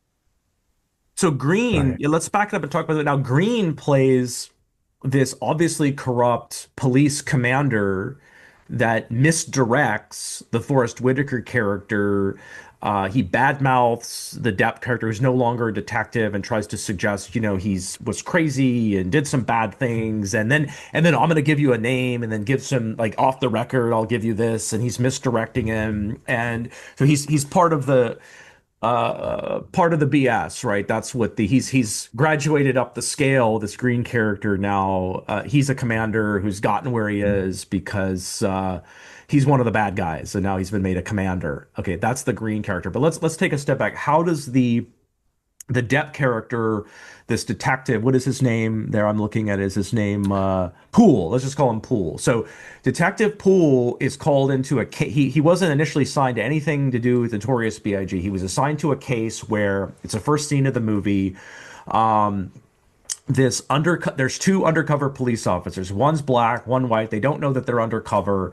They pull up to a red light, and the black guy he's, for all intents and purposes, he's a gangster, because he is a gangster, right? He just happens to be in the LAPD. The white guy's supposed to be acting kind of like a druggie, and they're looking at each other, and then a road rage incident ensues. The white guy tries to drive away and get away from him, but he pursues him down the road very dangerously, comes up to him again, pulls a gun on him. The white guy pulls a gun and kills a black guy, and now the LAPD's got an issue, right? They got one cop killing another one's cops out of control, undercover cops completely out of control.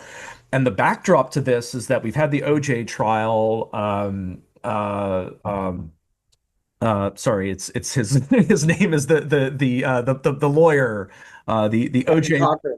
Johnny Cochran. The Johnny Cochran's got a lawsuit. In fact, the family of the black cop killed is suing LAPD, and all of this is used as a pretext for why LAPD won't investigate these black criminal cops that the Depp character keeps uncovering within the LAPD. So this investigation takes him to the doorstep of Suge Knight, head of Death Row Records, because the widow of the black cop who was killed is going to Suge Knight, and she's outside saying, you're responsible for this. How, who's going to feed my kids? And then the pool finds out through a guy that he thinks is security, but who meets him later and finds out is an FBI agent who's infiltrated Suge Knight's security detail, that tells him that the security detail is pockmarked with LAPD people. Like, he's just surrounded by all these corrupt LAPD people.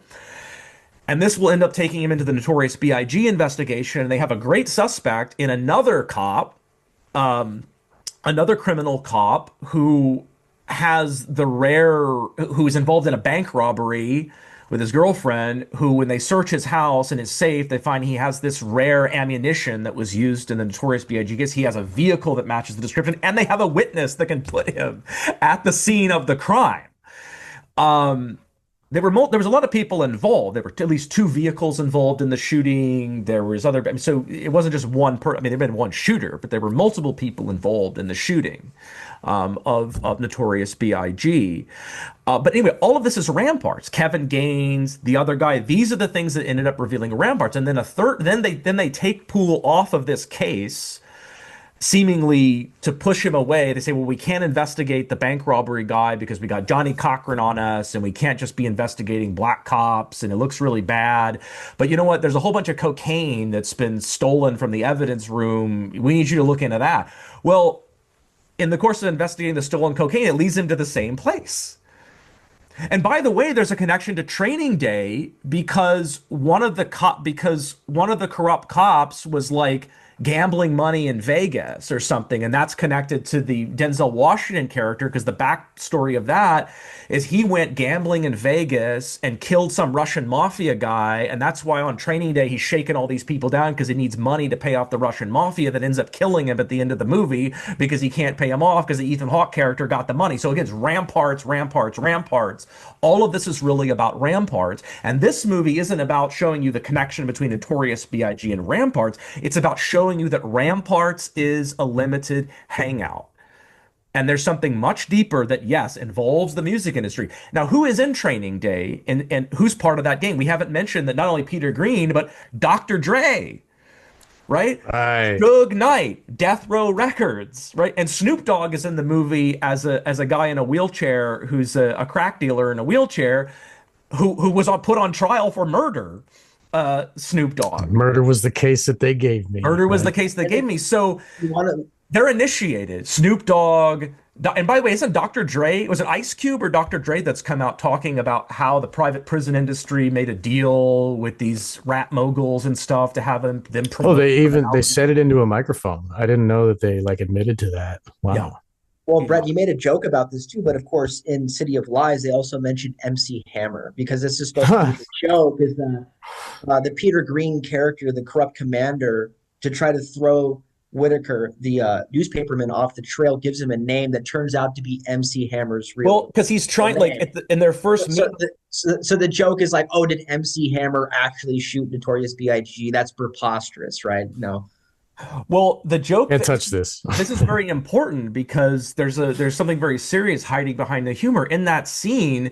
the Depp character is trying to give the Whitaker character a sense of how deep this goes. And he's like, I just want a name. Who killed Notorious B.I.G.? Like he's basically the stand-in for the viewer. We want to know who killed Notorious B.I.G. Give us a name. And he's like, I don't have it. Like, I don't have it. It's like, that's not even what it's about anyway. Right? It's kind of like, I'm thinking of the scene in JFK where the Joe Pesci character is telling him, like, even the shooters don't know. Like, it doesn't matter. And then the other character, Mr. X, says it's the why that matters, right? Well, he's trying to tell him this is not about this. I'm onto something that's more important than this, but he still just wants to know who shot Notorious B.I.G. So he gives him a name, and he gives it because he's already said, I don't use the names of the rappers. I just use their real name, like their Christian names, okay? Their legal names. And so then he gives him a name, which turns out to be whatever the name of MC Hammer is. That's right. The name comes from Pool, not the commander. You're right about that. Yeah. So, but if you look into that, the MC Hammer, whoever his real name is, had a connection to Suge Knight going back to the 80s. They're very close together. So I think, I'm not saying making any accusations, but I'm saying there could be this joke within a joke that MC Hammer was really a hitman. and the movie is like, we can say that because nobody will take it seriously because MC Hammer was considered, kind of like a bubblegum rapper. But right, he could probably whoop, Snoop Dogg and Dr. Dre's ass, right? And also, if you want to go down the occult angle, I mean, it's not too significant, but it's noteworthy because, again, these casting decisions, as you guys know, these characters, they start in a way sort of like referring to each other from past roles, right? So the associations are deliberate, I think, as far as these casting decisions are made over the course of an actor's career. But the white undercover cop that Brett had mentioned, that is the shooter of the other undercover cop, the black cop at the beginning of City of Lies. Well, that actor whose name escapes me, he's the one who plays the revival tent preacher in True Detective season 1. Wow. So, I mean, you have True Detective season 1, which is like one of the most notorious occult revelation of the method, right, television series ever made. And then here's this film that Brett and I are suggesting is really pointing at this like occult underbelly of organized crime, police corruption, and the music industry. And the actor playing the undercover cop that sort of triggers this entire cascading sequence of events ends up having a role in True Detective season 1. Yeah, it's Shea Wiggum. That the face is so familiar, and he's a great actor. I'm surprised I don't know his name, but the name seems very unfamiliar. But he's a really great actor. He's in a lot of big movies in the last 20 Brett, years or so. I know you did some research into this as well, but I mean, just to take it back to the Albertini story, because again, like we're looking at this period in the mid '90s with all the real life scandals, all the police corruption, the organized crime. But again, one of the things that to me makes Albertini's story so significant is the people that he mentions being with at the A meeting the night of the murder, and their own lives. So like, I mentioned Robert Pastorelli, supposedly dies of a drug overdose or a suicide even, I think it maybe was. And then he kills his girlfriend or his wife with an accidental shooting. And then, but of course, Tom Sizemore. Because I know you have a lot to say, Brett, about Tom Sizemore and how his life and career went off the rails as well. But when you look at Sizemore's progression through Hollywood, his rise to stardom in the mid to late 90s, and then where he ends up in his life, I mean, it's clear to me that the man had more than just a substance abuse issue. Because look at what happened to the guy from Blue Streak. The Martin Lawrence was running around the streets with a gun saying the Illuminati's trying to kill me. Right. Just want to say that before please go on. Right. So the point I'm making is, again, if we think about what Greene supposedly tells Albertini, according to Albertini, he says it's like a movie. It's like Greene was being traumatized that night at the apartment. It's not to defend him or to justify it. It's just to say that we have to understand the spiritual and psychological forces that are in play about how these industries maintain themselves and how they operate. Is that if you're going to have a person like Greene enter the fold, you have to control him. And I don't believe that it's done just through blackmail, although I do believe that is an essential component on how this all is held together. But I believe that it isn't just the case that these movies are designed to psychologically attack viewers. I believe that these actors themselves are traumatized. sometimes through the roles that Right. they play. I mean, even method acting. Brett very briefly alluded to Greene's origin from the Strasberg Method Acting School in New York City, which was a pipeline for like, hey, pick your most favorite actor of the latter half of the 20th century: Robert De Niro, James Dean, Jack Nicholson, whomever. He went to that Strasberg Method Acting School in New York City that Greene got his start in. And so it's this weird confluence of factors like the method acting, the trauma that these actors themselves are put through in these compromising situations that may indeed in some cases involve ritual murder. And then on top of that, then there's the drug problem. But in Sizemore's case, for reasons I think we can explain, this guy to me is someone like Greene who had more than just a drug problem. He's haunted. I think maybe even in some cases possessed. And the roles that he's playing in, is performing in at the end of his career, they're just openly satanic. So, Well, yeah, the trauma, right? So the method acting is about breaking down the barrier between the role and your real personality. It's basically a kind of low intensity psychosis that could become a real psychosis. And the satanic inversion is about of fame and everything we know is about, selling empowerment and all this stuff when it's actually you become disempowered and everything. And yes, they believe in using trauma. That's the key to the ritual. That's the key to the technology, if you like, the psychological technology of the initiation is to use trauma to create the desired transformation. In this case, we can just look at the Peter Greene case. He's realizing that, look at these people that have slowly allowed me to climb up the ladder. Wow, like they're really in control of all this stuff. They've been weaving this stuff into the movies and guiding me along all along. Like what? How could I'm a powerless junkie that's got Juan in my house. I'm begging Marilyn Vance to help save me. Like, you know what I mean? Like you're never going to take those people. Oh, but then they come out, but well, you know what, Peter? But we've got a great role. We got some great roles for you, here now that you know who's in charge and how it works. And anyway, I mean, that's kind of a dumbed down version of it, but it's this realization into his own powerlessness. And well, let me and also who's just really, interject briefly about Sizemore. The film that he starred in the early 90s, which also stars Denzel Washington, which is Devil in a Blue Dress. And one of the things that occurs in that film is that you find out, and I don't recall what precise decade the film's supposed to be set in, but it's like in the 1940s or 30s even. But even back then in Hollywood and LA at the time of the decades, you find out that the mayor is being compromised by child pornography. Right, so they're running an Epstein operation, honeypot, child sexual abuse material operation, and there's Sizemore in the film, and there's Denzel Washington. You say, okay, well, fine. I mean, we know that 1948, yeah. So we know that these sorts of things happen, but what's the significance of Sizemore being involved in that role? Well, Sizemore was, I think, credibly accused of sexually abusing minors later on in his career. So there again, he was thrown off. He was thrown off a set for sexually tampering with a 12-year-old or something like that. And then you mentioned that on Heat, there's this. Yeah, I love striking this and kind of it's a stretch, but yeah. Look, I know this is where I go like full schizo, but I think I'm cooking. I just think I am. Like when you look at these films in this, particularly in this early 90s period, I feel like these guys got sloppy. Like the Hollywood people, they just put too much into these films and they became too obvious about how these actors are being groomed to go on to be casted in the movies that they're in. So I had mentioned again this point about Peter Greene at the very end of Laws of Gravity, standing over the body of a guy who's just been shot in the head, right? I talked about the Robert Pastorelli accidental shooting, all these things. But in Heat, which is I think 95, is that correct? It's Michael. Yeah, it's at that. 95. Yep.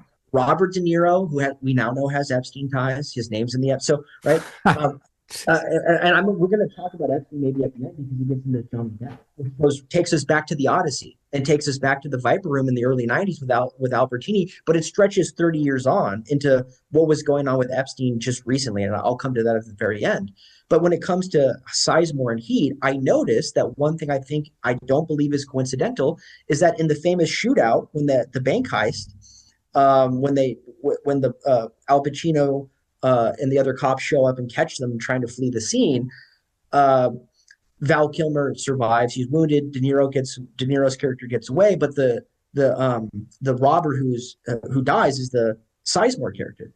But isn't he the one that shoots the, like, they weren't supposed to kill anybody when that's Wayne Grove, the serial killer. All right, I'm sorry, I'm confused. Which is also interesting that you have a serial killer component in this film, because it doesn't really fit in a certain respect unless you think about it more deeply. But anyway, so and of course, it's kind of stupid. I mean, one of the plot holes is that the Pacino character just happens to be investigating the serial murders, and LA's a big city. It's not going to be. And then of course, so in the name of the film that I misquoted, when the title of it was Stranger Days. Sizemore. Strange Days. Yeah. Sizemore's character plays a serial killer.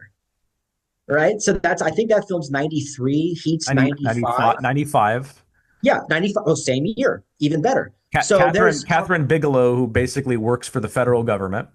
Right, and also it's always, if people recall the plot, it's all being filmed. Right, so it's also about snuff. Right, it's not just about a serial killer who's abusing women. It's like this ritualistic performance that's filmed. And again, if you remember, Albertini mentions the VHS tape being gone. Right. From where they find Greene with the body. Okay, so in Heat, though, in The Getaway, Sizemore's character nabs a young girl and uses her as a human shield as he's trying to get away. And I don't know, you could say it's a stretch, but okay, all the options you have when you're writing the script, you write the script in such a way that one of the main guys from the crew tries to use a young girl as a human shield. That's a bit of a stretch. It's a striking. Yeah. And then it's Sizemore of all the actors cast for the film. It's Sizemore's character who's using a girl as a human shield. So I think it's possible that someone who was involved in the production of that film may have known a little something about Tom's extracurricular activities and deliberately coded that in as a message, maybe even to Sizemore himself. That like, hey, buddy, we know what you're doing, because when you get the script for this film and you start going through the character, you're like, oh, look at how I die. I'm using a young girl as a human shield. I mean, clearly Sizemore would have gotten the message, like, we kind of know what you're up to here. Well, right. And we should say something about the movie here to make the point is that people should see Heat. It's a very good movie. If they haven't, the lead character, the De Niro character is this kind of typical Michael Mann character going back to Thief. He's a prototypical Michael Mann character, the good guy thief. Okay, the thief who's really a good guy. But what's going on in terms, and this is true in Thief and other movies, is the conflict, I think, that's not just in the plot, but it's kind of at the psychological heart of the story, is that you can't really be a criminal and not be sort of up against this sort of dark animalistic side of human nature, which is what Waingro represents. When the Waingro character is introduced, he's literally coming out of a mural that's a jungle, right? So he's this dark animalistic force, and immediately it goes wrong. But the rest of the gang are coded as not troubled. Some of them are troubled people, like the Val Kilmer character, but they're not coded as, like deeply animalistic people. Yeah, they're supposed to be professionals that have like their own kind of ethics, But the side, what I think he's getting at with that moment with the Sizemore character is when these people are pushed to desperation. There's Jeremy Pivingham. These people are pushed to desperation. Right. But who's the first one that's going to do something like grab a little kid? It's not going to be the lead, because you can't sell the movie. It's a different movie if you have the De Niro character doing that. It has a different message. You're going to have this guy in the crew he's already said, like, I'm in for, they realize at one point that they've kind of been infiltrated by that the LAPD is on to their target and even their gang, but they're going to go through with it anyway. And the De Niro character is telling the other guys in the gang, hey, you got to make a decision, because, and the Danny, what's his name? Trejo? Trejo, yeah. yeah, Denny Trejo, he has to actually bow out because he's being followed. And so he has to bow. He's a guy that actually comes from kind of the criminal world. He has to bow out. Who was mind controlled by Charles Manson in jail to think that he was who was high in on the heroin. He's another trip altogether. Whoa, He's in a dude. mind control movie I've analyzed with Drew Barrymore. But anyway, but the Sizemore character makes a point of saying, like, whatever, I don't care, I'm in. I need the action is the juice or whatever. He's up for anything, and that is so like the personality he exudes through these movies, which make him very charismatic in True Romance and Natural Born Killers and all these. Do you remember Bringing Out the Dead, where he was just totally crazy? Yes, and he would get a baseball bat and smash up the ambulances and try to hurt that poor man who just wanted water. Yes, and you get to Bringing Out the Dead, where he's crossed the line and his like charismatic craziness is now like it just crossed the line. We're like, yeah, I don't know if I like this guy. Right. Oh, that's and by the way, Scorsese too. That's his movie. Right. You guys will remember this from the last episode we did when we talked about Jeremy Piven because of Very Bad Things, and Brett had a lot to say about Piven's sort of personality, the kinds of characters he tends to play, right? Is that he's this sort of sniveling, obsequious pushover who just find himself in a bad situation and sort of be able to like snake his way into it and make the best of it, right? And that's exactly the kind of character that he plays in Heat, because of course he's the doctor that the criminal underworld goes to when they need a surgeon or a doctor, right? So the De Niro character takes Val Kilmer's character to Piven, who's a doctor, to give Val Kilmer's character the medical attention he needs. And then of course in this really kind of funny scene, De Niro's character asks for Piven's t-shirt, right? His shirt, because his is bloody or whatever. And Piven's character says, "Oh, I can't. I got this was a gift. This was a gift from my daughter." And De Niro says, "I don't give a shit who gave it to you." And he just takes Piven's character's shirt. It's like, please don't kill me. Yeah. So I really think even that again in Heat, you see this depiction where the actors are sort of in a way revealing something about who they are and how they got into the industry. Right. So you have Sizemore's got this weird thing, for the juice, for the action. He's kind of wild. He's reckless. Maybe he has this thing for underage girls. And then you have this sniveling kind of pushover, obsequious Jeremy Piven character who just basically gets ordered around and it just does what he's told. I noticed when Sean was scrolling through Piven's credits, he doesn't have that many credits. They're mostly significant movies. And I noticed that his first movie is Lucas, which is a movie I still haven't seen, but everybody knows about that now because that's the rape of Corey. Corey Haim says he was raped by Charlie Sheen, and then Charlie didn't say anything about it until this new Netflix documentary, which has a very occult looking poster and has him categorically denying it. I don't know what to believe. Maybe it's true, maybe it's not true. I have a sense that Sheen is being scapegoated one way or the other. That's what Albertini seemed to say, that Sheen and Depp are kind of scapegoated. And remember, by the way, people might want to know, why did Albertini talk about this stuff? Because Paul Baresi, whom he says is a hitman, who comes up in all kinds of Depp-related stuff, including the disappearance of Depp's former manager, et cetera, Baresi, who may have been the hitman that killed the trannies who were talking about the tranny was talking about his relationship with Eddie Murphy, et cetera, because he thought Paul Baresi was going to kill him and he'd had enough of this. and so he was going to start getting stuff on the record and start, Baresi, Baresi. Oh, okay. So that's why Albertini. So Albertini was involved, not necessarily because he inserted himself, but because the Amber Heard people and the Depp people were wrangling over this well-publicized civil trial.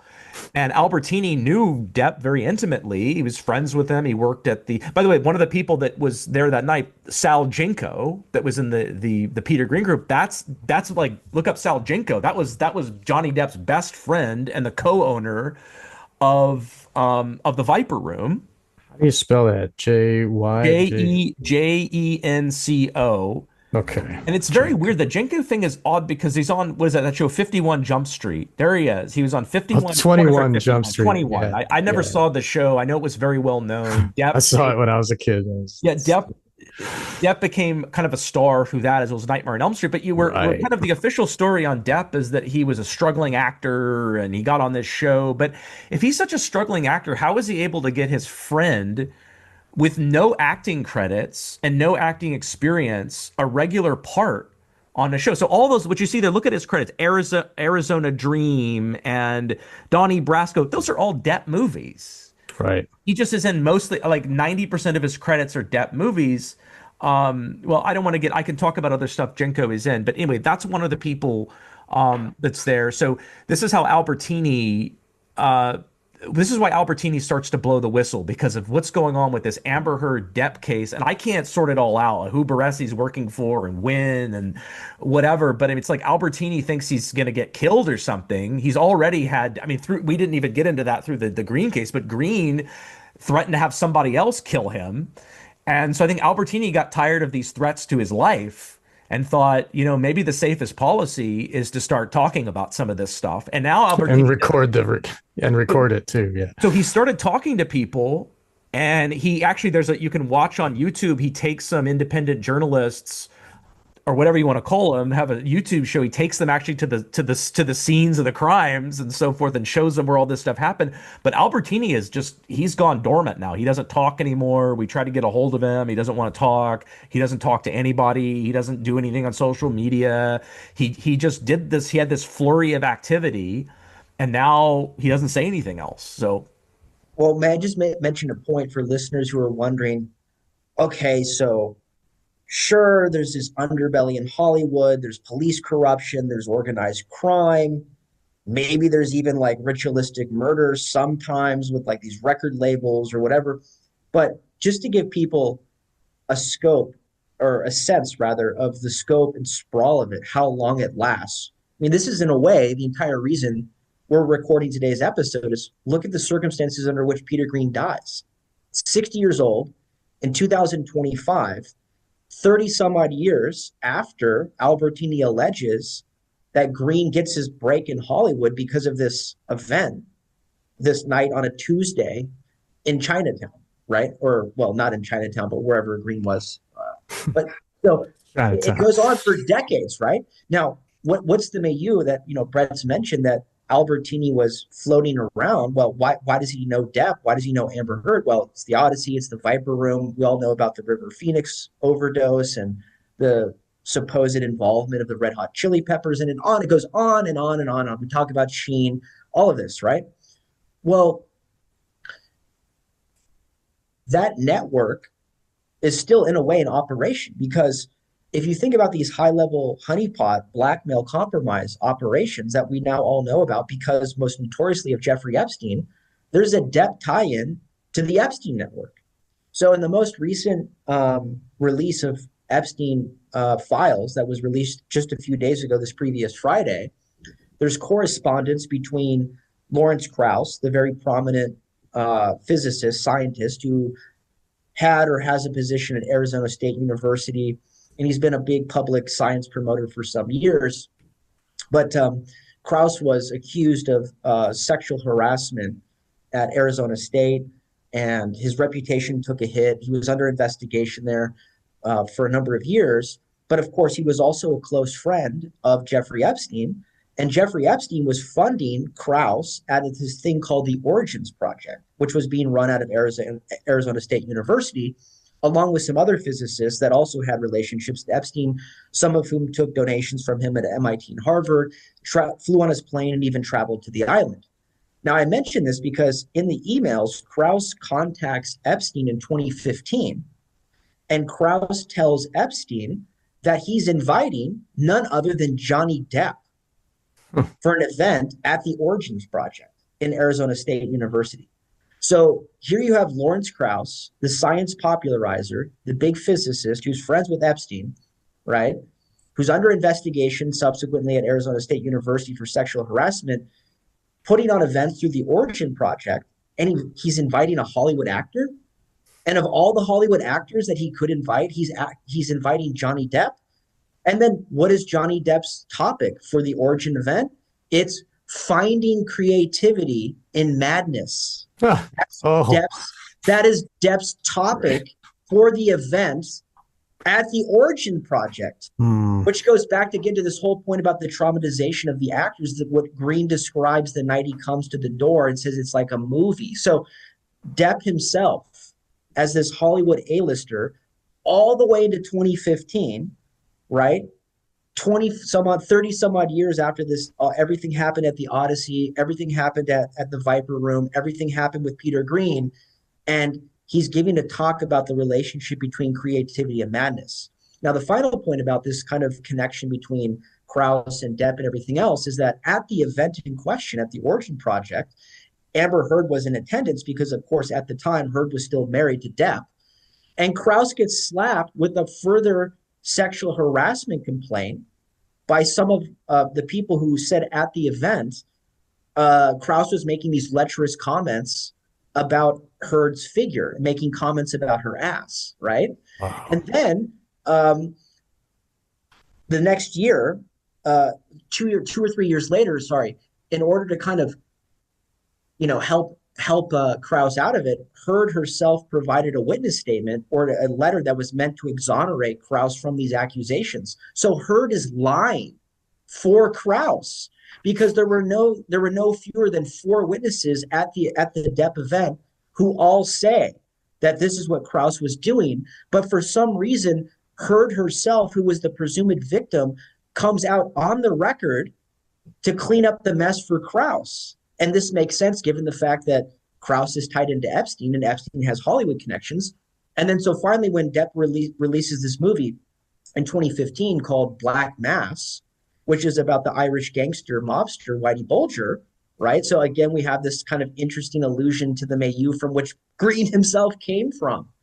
So when you start in 92 with Greene, the former Irish mobster, you get all the way up to 2015, and Depp is playing basically like the greatest Irish mobster of all time. And Depp is tied right into Krauss, who's tied into Epstein, and Heard is there helping Krauss beat the rap for the sexual harassment allegations that emerged in the Depp event that Krauss is inviting him to. And the entire event is about finding creativity and madness.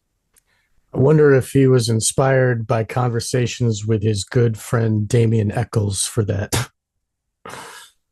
Because that dude has found madness and he's inspired to do many evil, the worst evil. Right.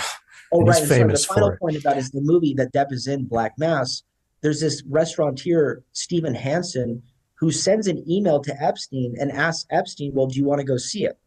Which is odd because why is this guy asking Epstein whether he wants to go see this Depp film that's about this Irish gangster? So I think there's some kind of coded messaging going on where people are signaling to Epstein, like, hey, keep an eye out for things that may come across your radar later, such as what happened at ASU, where in order to kind of protect this boy, they had to produce Amber Heard, to come out and deny the accusations that Krauss got caught committing at the actual event itself. It's very strange. And then finally, I don't know what's going on between Depp and Epstein himself, because he gets an email, Epstein that is, from the same guy. No, sorry, from Krauss.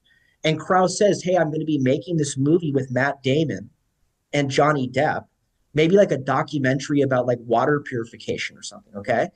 And Epstein responds to Krauss, and he's completely dismissive. And he says, oh, this is silly. He says, like, it's silly that you think that I would care what Matt Damon or Johnny Depp think. So he's like sort of like shooing Krauss away because Krauss is coming to him saying, hey, I have this big Hollywood project with Matt Damon and Johnny Depp.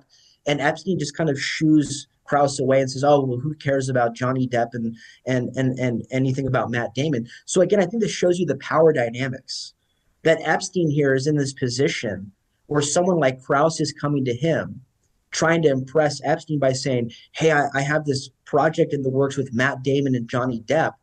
And Epstein just tells Johnny Depp and Matt Damon and Krauss to go pound sand, like it's beneath his pay grade. Like, oh, who cares what they think? So that shows you who's really in charge of Hollywood, right? So I'd be remiss, I want to come back to the Irish thing in a second. I'd be remiss not to mention that it was reported that a project that Greene was involved in at the time of his death that didn't get completed is a documentary about USAID, narrating it. along with Jason Alexander. U.S. aid, if your viewers, listeners don't know this, Sean, and I hope they do in the wake of what happened at the beginning of this second Trump administration, USAID is an adjunct of the CIA. I've known that since the 1990s. My father was a journalist. He's a Pulitzer Prize winning journalist. One of the things he told me, again, this guy, my father in no way was a conspiracy theorist or was particularly conspiratorial, but this is just, everybody knows this in Washington. You can't put it in a newspaper, but everybody's always known this, what I just said. And in fact, he said every person that he talked to for a story that was connected with the CIA, because he was talking to them because they were connected with the CIA, they always introduced themselves as USAID. Now, 100% of them, that's what they did. In fact, I went to the White House Correspondents' Dinner with him in 2004, and the table, it was Cox Communications, the table we were sitting at, this guy who was the husband of one of the major Cox editors introduced himself as a CIA analyst. I sat next to him. And my father told me, like, after he was like, that was so weird, because first the guy was kind of he was kind of full of himself. And second, my dad's like, that's weird, because I've never had a CIA person just say I'm CIA. They always say I'm USAID. I thought that was kind of weird. So anyway, it's CIA. I mean, your viewers are not naive, your listeners are not naive, but they should know that's well founded. That's not far out on the fringes. That's well known. So the fact that Greene is narrating, and I think his manager, who thinks the death is suspicious and all, is like, Peter felt passionately about you. Come on, do we really believe that Peter's doing this project because he's either doing it for money, or he's doing it because he's got to pay the bills? And this is one way you can pay the bills for intelligence. But I just find it weird when you think of like Peter Greene narrating it. He doesn't seem like a guy, you know what I mean, that makes the Peter Coyote narration, or Morgan Freeman. Like, you don't think of Peter. What else is Peter Greene narrated? Like, you think of the guy from The Usual Suspects and Pulp Fiction narrating, and like that's a little bit weird. So I'd be remiss not to mention that. That's a very interesting detail, that he was about to narrate a USAID documentary. I think Jason Alexander was involved in this documentary, and probably still is, and others. So the Irish thing, right? I'm still a Westie, the note, referring to an Irish gang. I've already mentioned some of this. The Judgment Night, he's some kind of Irish gangster or Irish thug. Dennis Leary is the leader of the gang. So let's go through some more. Here's one involving Tom Sizemore, Ticker. This is a movie from 2001, a plot involving Northern Irish terrorists. It's got Dennis Hopper and Tom Sizemore. The Black Donnellys, 2007 show and subsequent seasons. It was a TV series about Irish organized crime. Looks like he had at least one guest appearance, maybe more. The Mick and the Tick, 2024. I didn't watch this, but I think Greene is the titular Irish hitman working for a Cuban crime boss and the IRA. So we get Latin American cartel-like crime connected there. And I already mentioned, House of Pain, and they were very visibly, Irish with the clovers and everything. I happened to watch. It's hard to find some of these more recent credits that Greene has been in. Some of these movies, including at least one more with Sizemore, it's hard to find them streaming anywhere. They're so obscure. But there's a show called Dope Thief, which just started last year, and he has a guest role in one episode. So I went ahead and watched the episode. And I knew you're about to see Peter Greene, because about more than halfway through the episode, there's a shot of an Irish bar with a neon clover, and I'm like, oh, here's Peter Greene. And Peter, it's funny, it's like Irish and green too. The whole thing of the color of the flag and the land, and Aaron Gobra, that whole green thing. It's funny that they would choose a guy named Greene, Yeah, Peter Greene. Yeah. And by the way, his name he was born Peter Greene, Green. He added E. for whatever reason. So when people look him up, they don't think that he's from Fleetwood Mac. So they don't think he's that Peter Greene. Yeah, because I was even reading of like some article about the life of Peter Greene with an E, and then the last paragraph is talking about Black Magic Woman or whatever, the songs from the other Peter Greene. They're like, so the next time you hear music with these songs, and think about Peter Greene. I'm like, what? They just, the computer like swapped it in, and it's not even, they didn't even look. The editors must have not noticed, but the last paragraph is about the other Peter Greene. It's really funny. But yeah, you have to wonder though. You have to wonder, given the nature of Hollywood and who runs it, maybe he decided, or he was told, like, hey, Sitch, change your name, tweak your name a little bit, so it sounds like you fit in with a different tribe, not the Irishman. Well, yeah. Well, so but in the back to the dope thing, so he's credited as a biker gang leader. It's I don't know about Irish biker gang, but he's clearly in like an Irish biker gang leader. But it's in the one scene that he appears in, it's said explicitly that his gang is, quote, under contract for the cartel. And I didn't watch any other episodes, but then later you see this scene where this Asian guy, who I can't tell if he's working for the DEA or something, or what exactly is going on because I don't have the context of the show, but this cartel dude who's like covered in tattoos, like literally head to toe in tattoos, drives up at his house and is pointing a laser pointer at his chest as a threat. Right. So it's the cartel is being used as the hitman. This is what's going on in America right now, is the cartel has taken the place of perhaps like in LA, what was going on with the Bloods, and so the black gangs were running interference and doing hits for Clandestine World, the way the mafia was doing at one point. Now it's the cartels. We've outsourced all of this stuff. It's MS-13 and Trent, whatever the Venezuelan gang is, and all this stuff. So they're showing that this updated version of what's going on in the narcotics angle, the Clandestine World. By the way, just one more thing: Ving Rhames is in that is in the show. They're not in the same scene together, but his victim, Ving Rhames, Marcellus Wallace in Pulp Fiction, is in the show. So I don't know if they've been together or anything else besides Dope Thief and Pulp Fiction, but Ving Rhames is in the show. Ving Rhames is a regular on the show. So MS-13 is not from South America. They're from LA prison. The gang was created in LA, in the prison, and then it was, once the people got out, they shipped them off to Ecuador or wherever else they're, and then it was Mexican. I thought they were Mexican. They're actually from South America. So these people they started in American jails, and that's where the gang started, and then they were deported out, and then they started like homegrown in Mexico or wherever the country, I forget, Guatemala or whatever. But then that's like and then it kind of goes from there. But the seed happens in the jail, and the way that our whole system and the whole, like the 90s, the gangster rap of that whole thing with the jails, and also they run all the drugs for the CIA, like, and all of the all the fentanyl that comes from China. Well, it's not even fentanyl anymore, but all of the trank dope and all that stuff that comes from China goes to Mexico through the cartels. And then that's brought up, like, I know people from Massachusetts that were getting cocaine and stuff from these cartels.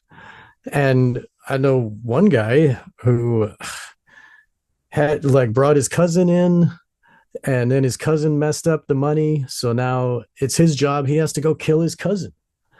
And that cousin ended up in 2 or 3 different trash barrels around north of Boston on fire. And then he ran away to Mexico, and they found him wandering on the American side of the border, totally beat up, like destroyed. And he ran away back to America to get away from them. So like the control that the cartel, even in Massachusetts, that's far away from all this crap. And that's just, Lawrence, Mass is like this huge, heroin thing. And it's like, they got all this, it's all meth in the West, but it's weird. It's the way that the whole If I may just black interject, market I mean, goes. Please, yeah. obviously no one who's a listener of your show needs to be told this, but just for the sake of anybody who may stumble across this because they're familiar with Brett's work and religion or my work in philosophy, and they're listening this far, and they feel overwhelmed by the amount of details that we've provided, and they're starting to ask themselves, okay, but how does this really affect me? Like, isn't this just sort of arcane, sort of parapolitical minutia? And as long as I don't find myself at an AA meeting on a Tuesday night with people like Peter Greene and Tom Sizemore, how does it affect me? As long as I don't have a friend who's in the cartel, using cartel fentanyl, how does this affect me? This is the point, though, is that if you look at the state of our country, right, and not just our country, other countries as well, but just because I live here in America, this is what I'm familiar with, and I've seen the decline of our country since the time that I was born in the 80s, growing up in the 90s when these films were being made, right? We can see the complete disillusion in every respect of our societies, complete and utter lawlessness from bottom, right, with this criminal underworld where we now have foreign cartels operating right in our country, not just on the border states, which would be bad enough, but all the way up in New England. What is going on in Chicago? I mean, it's everywhere. So from the bottom up, as it were, but because we know that this is all overseen by intelligence and everything else, it's coming from the top down as well, right? And so this is the crescendo for our country when you're looking at the Epstein files. The DOJ, the FBI, they sit on these files for 10, 15, 20, 25, 30 years with documentation of crimes against children, financial crimes. I mean, you name it. And there's no prosecutions. There's no arrests. Look at how hard it's been just to get some of the files even released. These are just the government documents detailing the crimes that for years the government told people you had a mental illness and were a schizophrenic if you thought these kinds of things were even occurring. And now it's public record. We know it's all happened. And if you're on Twitter for the last 3 days, everybody's reaching the same conclusion, which is the question, well, what do we even do? Right? And I don't want to go on for too much longer about this, but see, this is the problem, because when you find out that the DOJ is lawless, when you find out that the Central Intelligence Agency is lawless, the FBI, right? This was the whole point behind the QAnon conspiracy, right? The PSYOP, the pacification operation, was they brought Trump in 2016, and they took this discontent country population of people who saw the standard of living was declining, the crime was rising, the economic opportunities, right? The upward economic mobility was being closed off. They saw the corruption in a kind of primal, sort of intuitive way. And they said, something's wrong with our country. The immigration policy is out of control. This is no longer America. What is happening? So they gave us Trump, and they bought themselves 10 years. There are people, as we know, who to this day are still defending Trump in the Trump administration, even though he's now in the files that just last summer, Pam Bondi and others were saying in some cases that the files literally didn't exist. Like, this is what Kash Patel said at Congress under oath. It's a Democrat hoax. It's a Democrat hoax. It's a Democrat hoax. Patriots are in control, Stephen. The Patriots are in control. Trust the plan. White hats. So this was, I have to hit it. Do you know, it came out in these emails that Epstein knew the founder of 4chan. Q originated on 4chan. So the entire pacification operation, the QAnon operation, to get people to think that there were white hats that in control, we just lost 10 years because people have sat around thinking the military is really going to fix this. You know, we're going to send Delta Force and arrest Chuck Schumer.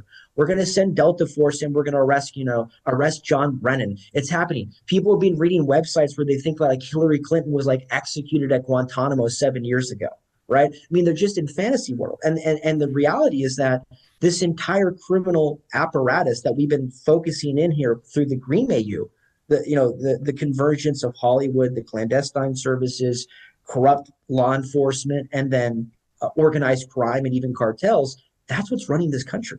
It's completely out of control. And now people are left. So what do? We can't vote. right? We know elections aren't real. I mean, the MAGA people, they were the ones saying the 2020 election was stolen.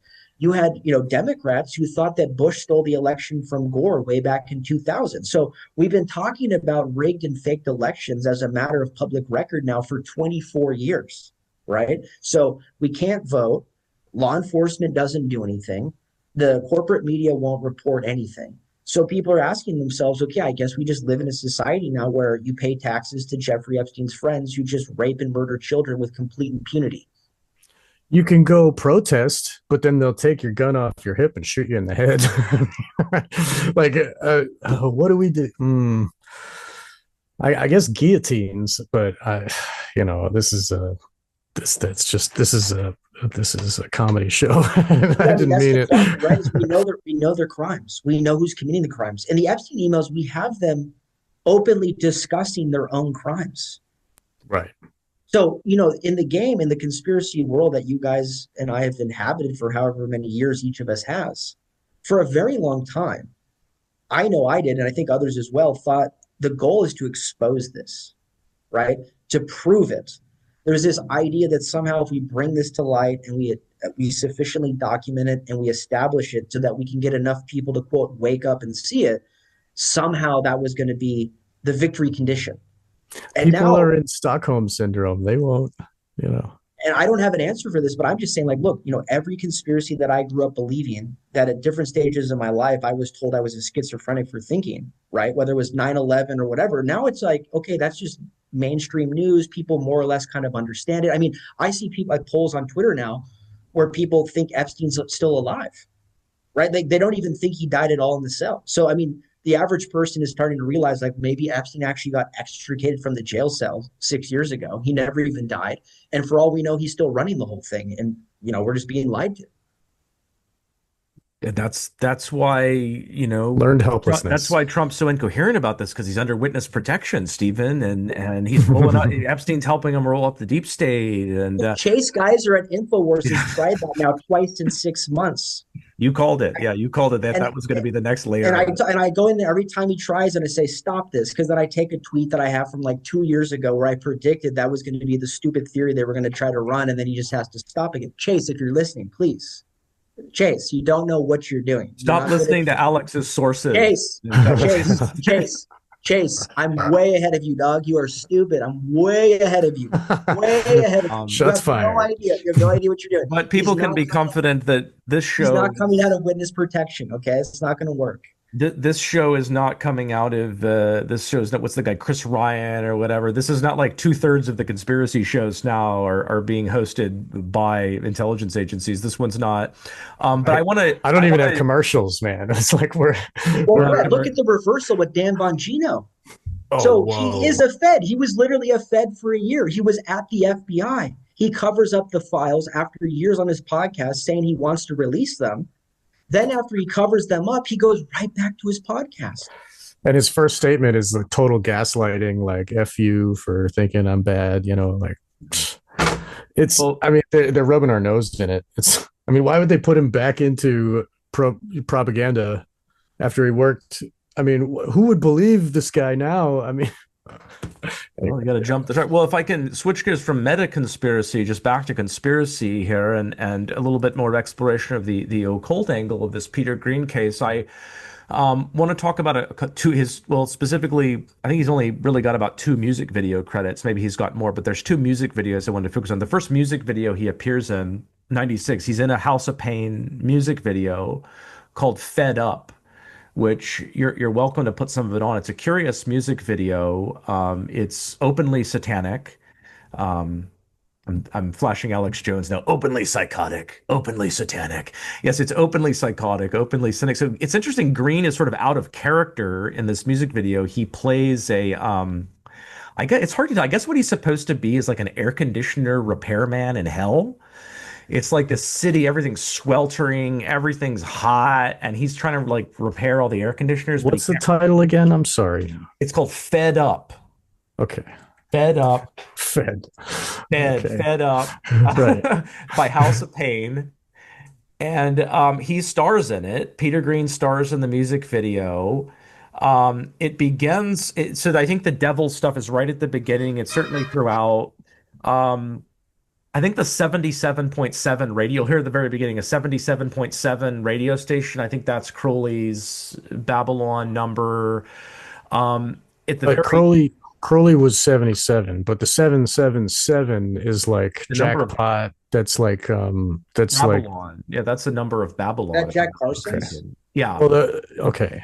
Who's legendary. I mean, Parsons is more legendary than Crowley in a way in the music and entertainment industry. So, Yeah. but it's going to end with Eric Schrody driving a vehicle with some kind of devil figurine on the dash, like marking him as the devil. Remember, he's the musician, he's the devil, he's the industry, running over the Greene character. So the Greene character is sort of the stand-in for the listener, for the consumer of entertainment industry products in a way, who's stuck in a hell he didn't create.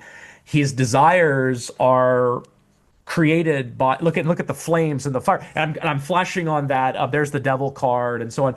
By the way, with the flames and stuff, do you remember the music video that we analyzed by Billy Idol? Billy Idol, And yes. The eyes without a face. That He's would- got the flames behind him, and it's a devil thing. So the devil thing is not subtle. And the Eric Schrody is the devil. Sort of a stand-in for the devil. The Peter Greene character is the victim, but he thinks his girlfriend's cheating on him all the time. You can see this is drawing. There's the shaving, by the way. I think does he cut himself too? Because this is like clean shaven. shave. It's just like Right. in Clean Shaven where he's cutting his face. And then, of course, you have the mirror stuff with the duality and the fractured psyche, right? With the, Yeah. So this is just a curious little item here.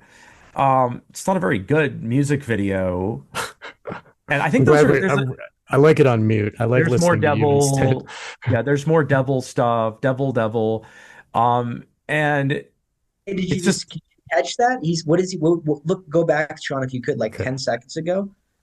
Look, There's a hooker looking at him. Right? No, there's a shop. It's a pizza shop right behind him. Go back. Yeah, like you have to go You're back. right. To, like, yeah, I first didn't think shot. anything of that because I mean it's New York. I don't know. There's pizza stuff. Yeah, I She know, keeps but turning dude- into a snake. So that's the In thing the is the woman is context, a there snake. is- Oh, right. There's the pizza shop. Okay. Sitting in front of his pizza shop, dude. I don't know. Right. Yeah, good point. It is in front of And- him. Okay. Yeah. Sorry. Go ahead. So, okay, he's down and out and like he's frustrated and angry with his life. And so this is Everyone's Go ahead. treating him like a bum. He's kind of like the Jim Carrey character in The Mask. Like not like he's out of character here. Like he's not playing a tough guy at all. He's trying to fix air conditioners point. and he can't fix anything. Everything's hot. Everybody's burning up. because he's in hell. Oh, also, of course, I know it's New York, so you could say, oh, well, it's just a coincidence because, I mean, they have to make a building out of something. But did you notice bricks? And then also one of the kids that just ran away was wearing some kind of like coat that also looked like it had a brick pattern on it. So that's, of course, that potentially. Well, it's not crazy to think there's some occult stuff here, given the Satan everywhere here, right? It's not totally crazy to think that. And then he ends up on the roof of a building, and like kids close the door, so he's stuck on the roof, and just there's there's like roaches in his hot dog, and he's cut. He is cut on his face, so that is not a clean shaven. I think they're directly referencing clean shaven. Maybe the fact that he's a cutter, just like Albertini said, is that wow. cut himself. He's also eating hot dogs. So look, I mean, Pizzagate's coming back. I know, okay, pizza shop. Okay, it's like he was eating the brains off the floor. It's framed right. The first shot is he's sitting right in front of the pizza shop, and now he's eating a hot dog. He's being humiliated here. Oh, right. The hot dog is the other term of the boys That's the $64,000 of hot dogs that Obama shipped into the White House. In violation of whatever the food regulations are at the White House, right? They're not supposed to do that. We know there's been no investigation into those hot dogs. What I want people to understand who are new to this, if they're saying, what is DeLay talking about, is that people have to think about the choices that are made and get out of the coincidence mindset, because there's nothing coincidental about the choices that are being made in particularly a music video, which is short, right? So you could say, oh, okay, well, pizza shops are everywhere in New York. So it just happened to be the case that when we're shooting Greene here on a park bench, there's a pizza shop right behind him. But okay, well, there's plenty of storefront property in New York that isn't a pizza shop. Right. And even if they had shot it in front of a pizza shop, why do they prominently feature it right behind him in the shot? And then you say, okay, well, maybe the pizza I can go, and then what, hot dogs right after? So what I'm saying is that like the cascading probabilities, they become increasingly unlikely as you take them holistically, that this could all just be a coincidence and we're reading things into them. That's just not the case. Well, the black stuff on his face is interesting too, because especially in going in the 2000s, a lot of these very occultic music videos have the black goo and the right. black, the black the hellfire of the lake of fire is like a black tar. But right? the ending is very important here. So now he freaks out, like he thinks his girlfriend is cheating on him in the bar or whatever. He totally freaks out. He's lost it. Now he's going to get run over here by his friend Eric Schrody at the end, and that you'll see the devil figurine. There it is. Okay, so we watch see the devil. Yeah, he's got a devil mask. He's got the devil mask right there. The mask making me think of the mask.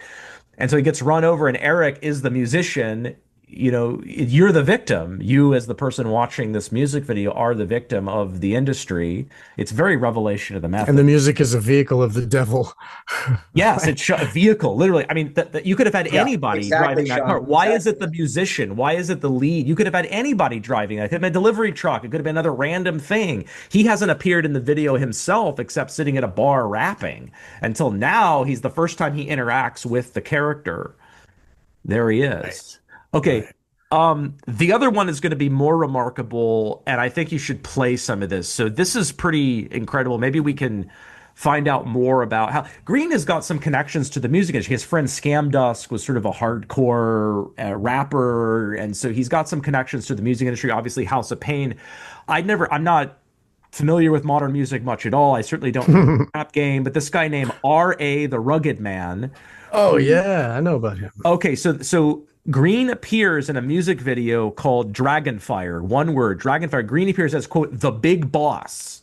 Dragonfire? Because Greene is graduated up. He's the commander, right? And he's the police commander in the movie. He's the boss. He's maybe not in big Hollywood movies, but to certain people, he's now earned his chops.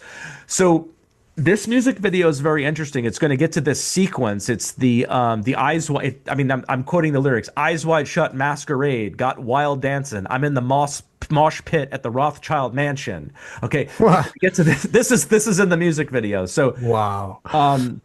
And it looks, I mean, we can figure out what's going on here. The bad guys kill his girlfriend or something, and this guy, Wu-Tang Clan, is in the movie, I'm sorry, in the video. And this middle section is going to involve the Eyes Wide Shut stuff. Greene's going to come in at the end. So I would encourage you to even play it. I'm gonna mute myself and even play some of this. Yeah, you got all of it. Do you want the audio? I can play the audio. Actually, just because I'm still ranting here a little bit, but I did learn about this. Rugged Man has been involved in the movie industry. Apparently, he says openly that he's trying to teach people about the history of the music industry and the movie industry through his lyrics. All the lyrics at the beginning are about, there's double entendres about killing people and killing their careers and the red carpet and all this stuff. And then he's going to go into this Rothschild Eyes Wide Shut stuff, and he's going to mention a string of people, including Roger Corman, that I've talked about. And it's going to get where Jack Nicholson got his start and all that. Yeah. Oh, R.A. the Rugged Man, I think his dad was in Vietnam and got Agent Orange. Agent Orange, just like Marilyn Manson. Whether that story is true, I don't know, because we can't find out anything reliable about this guy's background. There's very little, but I heard the story. Yeah, Agent Orange. And then, like everybody remembers it, like even in Stranger Things, that they brought that into the fold of the plot, where it abuses the soldier's ability to make a proper baby, right? So R.A. Rugged Man, like maybe his brain is off because of the poisoning when of his father, And then Rugged Man was wearing that same mask. Look at. That's the same mask as the dashboard. Isn't that the same? They even have the one eye symbolism and one eye mask. So it's not even enough for it to be a devil's mask. And this is the Rothschild Mansion line right here too. Okay. Wow. Okay. And the other masks. Yeah. Jeez. Okay. Okay. So the power of mind control, though, is that Please. we grew up watching things like this, Yeah, dude. and a lot of people were persuaded by the explanation that this is just art and there's no actual deeper meaning to it. Right. And then Right. it goes into your subconscious. Your conscious mind just like, nope, that's fine. And then the subconscious absorbs it all, takes in all the archetypes and gets all that like satanic messaging. And then that is what is really like 96% of our decisions are made through our subconscious mind. You know, it's like framing our reality.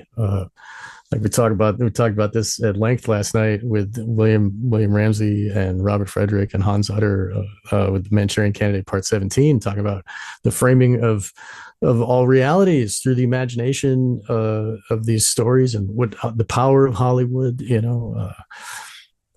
Anyway, yeah. Do you know what year this music video was released? I'll look at her. It's like 2020, 2022. Something like that. 3 years ago is when it was posted.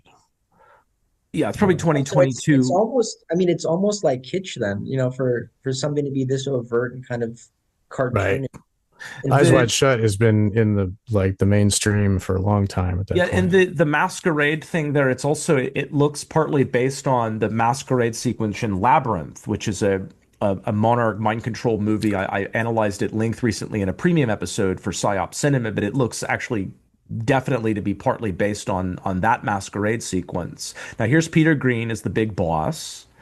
The lyrics cocaine too, right? Peter Greene has a history with the cocaine and the dealing of cocaine. Go ahead, sorry. Well, the lyrics are going to be interesting as he's introducing this, where it says, "If it ain't cheese where your hands is, we gonna leave you like Christopher Reeves and some Pampers.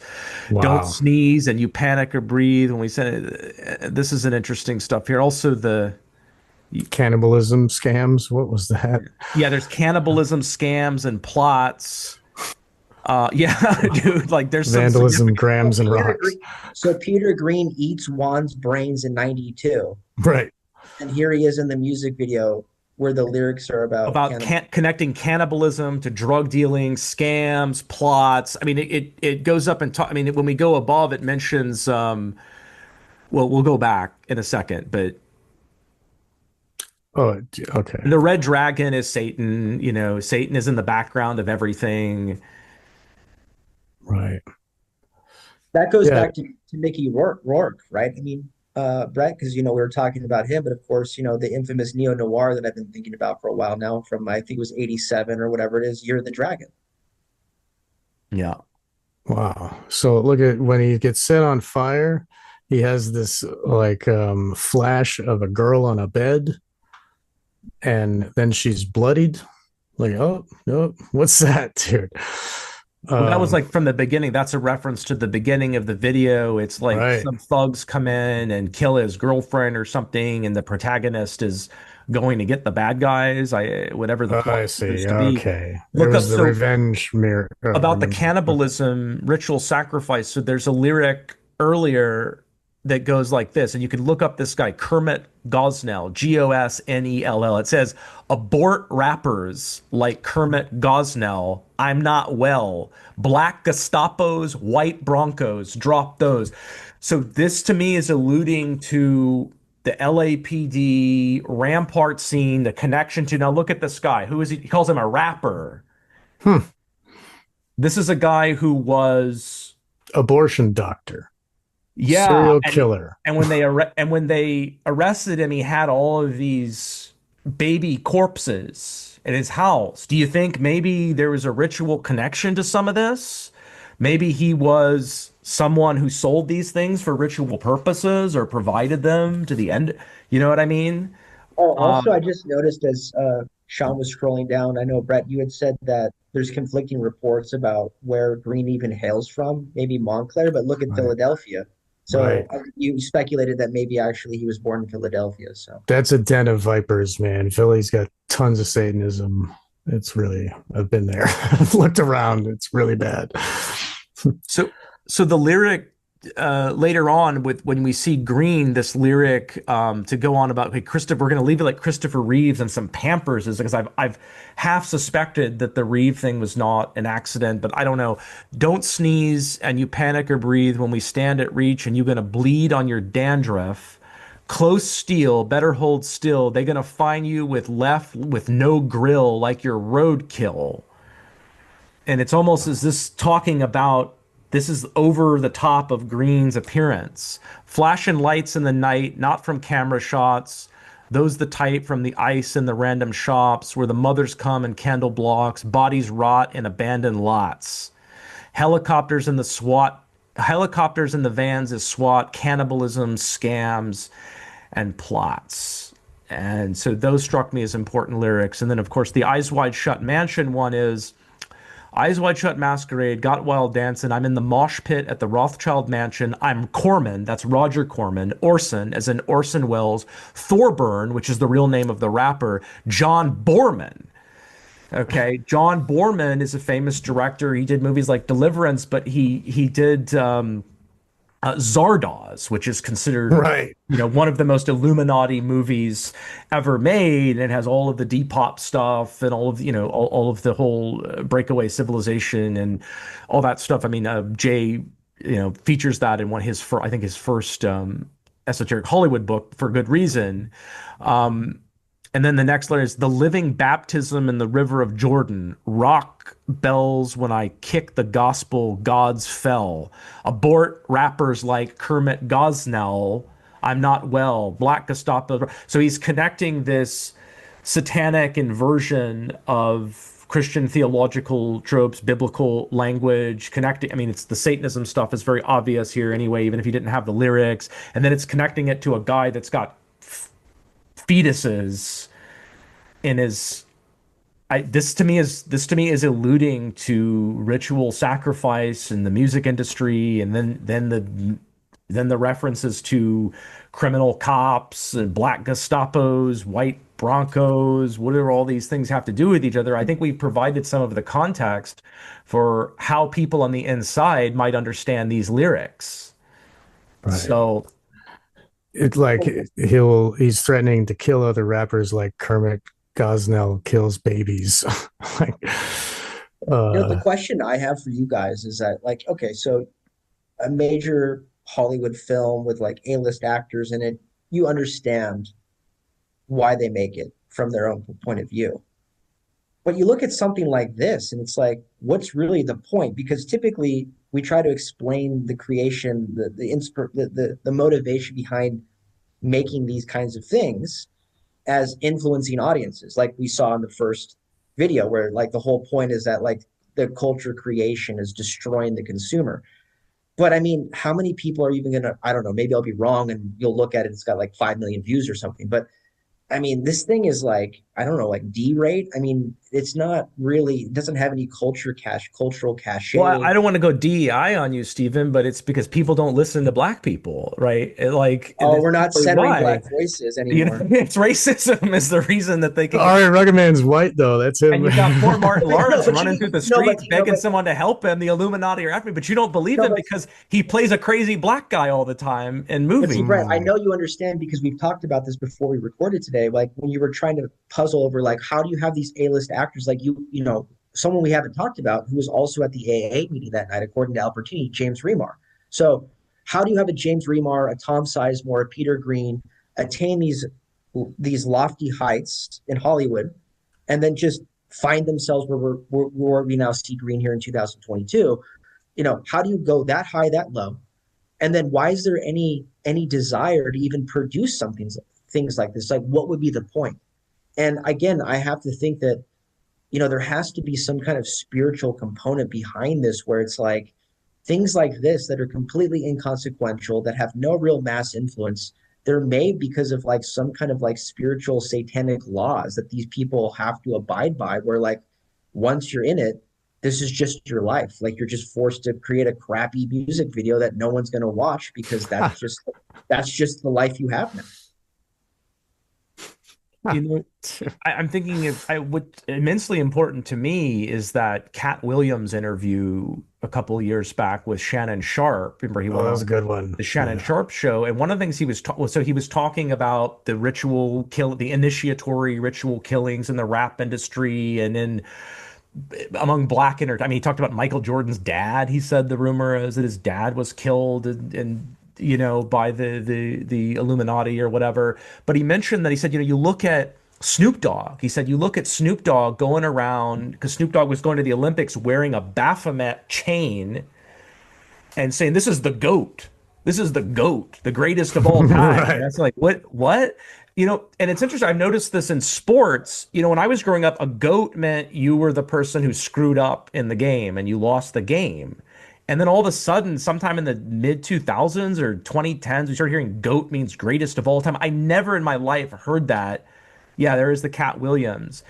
And then you got Snoop wearing this saying I'm the great. And I noticed too that Jerry Rice has a energy drink out called GOAT that has a goat on it, GOAT. And that new movie there with the Jordan Peele produced movie, it's all the homoerotic with the dude trying to be a sports star, and he has to go through the trauma-based mind control that Marlon Wayans is putting him through, and to be like to the GOAT. And they kept saying, like, even from the beginning, is like, you're gonna be the GOAT. And then like when he suffers a brain injury, but this dude who's like wearing fur and a big like horned mask, like, is that like Cernunnos or like Pan the GOAT? And this is what that Cat Williams is talking about, that all of these black stars have had to dress up like women and humiliate themselves. And he describes what like stuff he wouldn't do, which is why he got marginalized in the industry. But people Brett, don't. you mentioned Michael Jordan's dad dying. That's like a sacrifice. But Kanye, for whatever take it or leave it, he claimed that some of these athletes actually commit murders themselves. It's not just that they have family members who are murdered, but they actually kill people. And Diddy says, "I'll kill you like my mom." That it might have been Kanye that said the Michael Jordan thing. I might be confusing that with Cat No, Williams. well, I don't know if Kanye mentioned Michael Jordan, but he did mention it was LeBron James and Shaq. He specifically said, "Well, they can't control me because I've never murdered anybody." That's what Kanye said of himself. And then he said Shaq, I think like maybe Charles Barkley and LeBron James. Huh. Right. So you got to blood in. You got to get, and of course, in basketball, that's the whole debate about who's the GOAT. To Brett's point, is it Jordan or is it LeBron? So you get this weird like subtext where like they're playing word games, right? Where the public just takes it to mean one thing. Oh, who's the greatest NBA player of all time? But there's this occult potential subtext where like everybody who's in the know is making a joke, like, no, who's the GOAT? Who really is, right? And then like if you think about the Masonic symbolism, they circumambulate the goat, they ride the goat, and then you look at with the inauguration ceremony of King Charles III, he's got a goat all dressed up with the symbols all over it. Like his son is pictured holding a goat and holding up the rear hoof of the goat and smiling. Like, what there's a lot going on with this goat symbolism, and the people need to look deep into that. It's not just something that these Brett and Steven are just coming up with now. I mean, the goat is sheep follow, goats don't. Goats do their own thing. I mean, the whole idea of goats, and Pan, and the fertility of the ancient religions. That guy was a goat. So anyway. One final point about this is like, we've been talking about what happened to Greene in his own life and Sizemore, and how they end up ruined, whether they end up murdered, overdosing, ending up in prison, what have you. But also like, look at these industries. So that's also, I don't mean to say it's an argument. What I just mean to say is like, I think it's an observation, if you have eyes to see, that these industries aren't satanic. I don't think, just in the sense that they're purveying satanic messages. I think that insofar as they are instruments of Satan, Satan subjects those very industries to the very processes that the people who are part of the industries think that they're projecting onto the masses, right? So, like, look at Hollywood. It's been destroyed. So, like, look at Greene, right? You start in 92. Greene would have been like, I don't know, in his late 20s, early 30s. Think about how different it would have been as like a 28-year-old young man in Los Angeles to think, I'm going to cut a deal or do something to get into a Tarantino movie. Think about like what Pulp Fiction was in 94 when it came out, and compare the kind of, adulation and fame and attention that one could have received as a Hollywood actor around that time compared to what happens now. And same thing with the music industry and everything else. It's like there's been this fracture, or everything's just been like completely shattered, kind of like in the way that these victims of this occult trauma based, like their psyches shatter. But it's like a fragmentation of the industries and the superculture itself, where, okay, you go from being Peter Greene as this swashbuckling up and coming Irish Westie who's made it big. You're starring with Jim Carrey. You're with Travolta and Bruce Willis in Pulp Fiction, and then 30-something years later, you're in Rugged Man music videos. Like at 57 years old.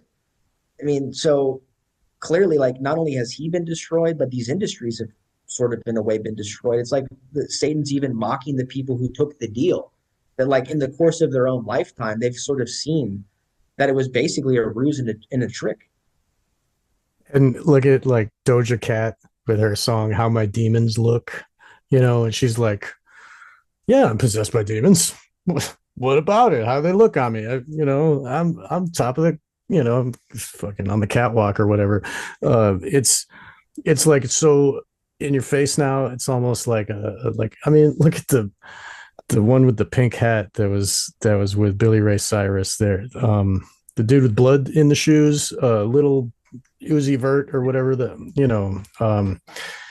dude was like, he descends into hell and does a lap dance for the devil, like, and that's the music video. He's dressed as like a tranny prostitute for the devil, right? Like, right. That's what Cat's talking about, man.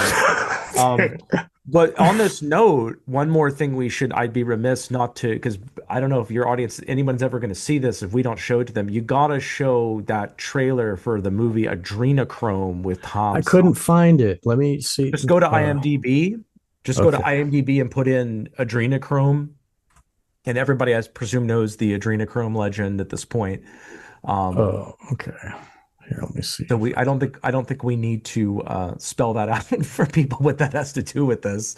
But here's Tom Sizemore, and this is, I don't know the word for these types of movies. Z level. Yeah, that looks like it's so it's at about the 30-second. I mean, I don't know if you want to show even the whole trailer. It's disgusting, but that's the poster. Does it let you do the? Wow. It should let you do the trailer somewhere. But if it's about the 30-second mark where you see Tom Sizemore eating body part, and he looks totally possessed.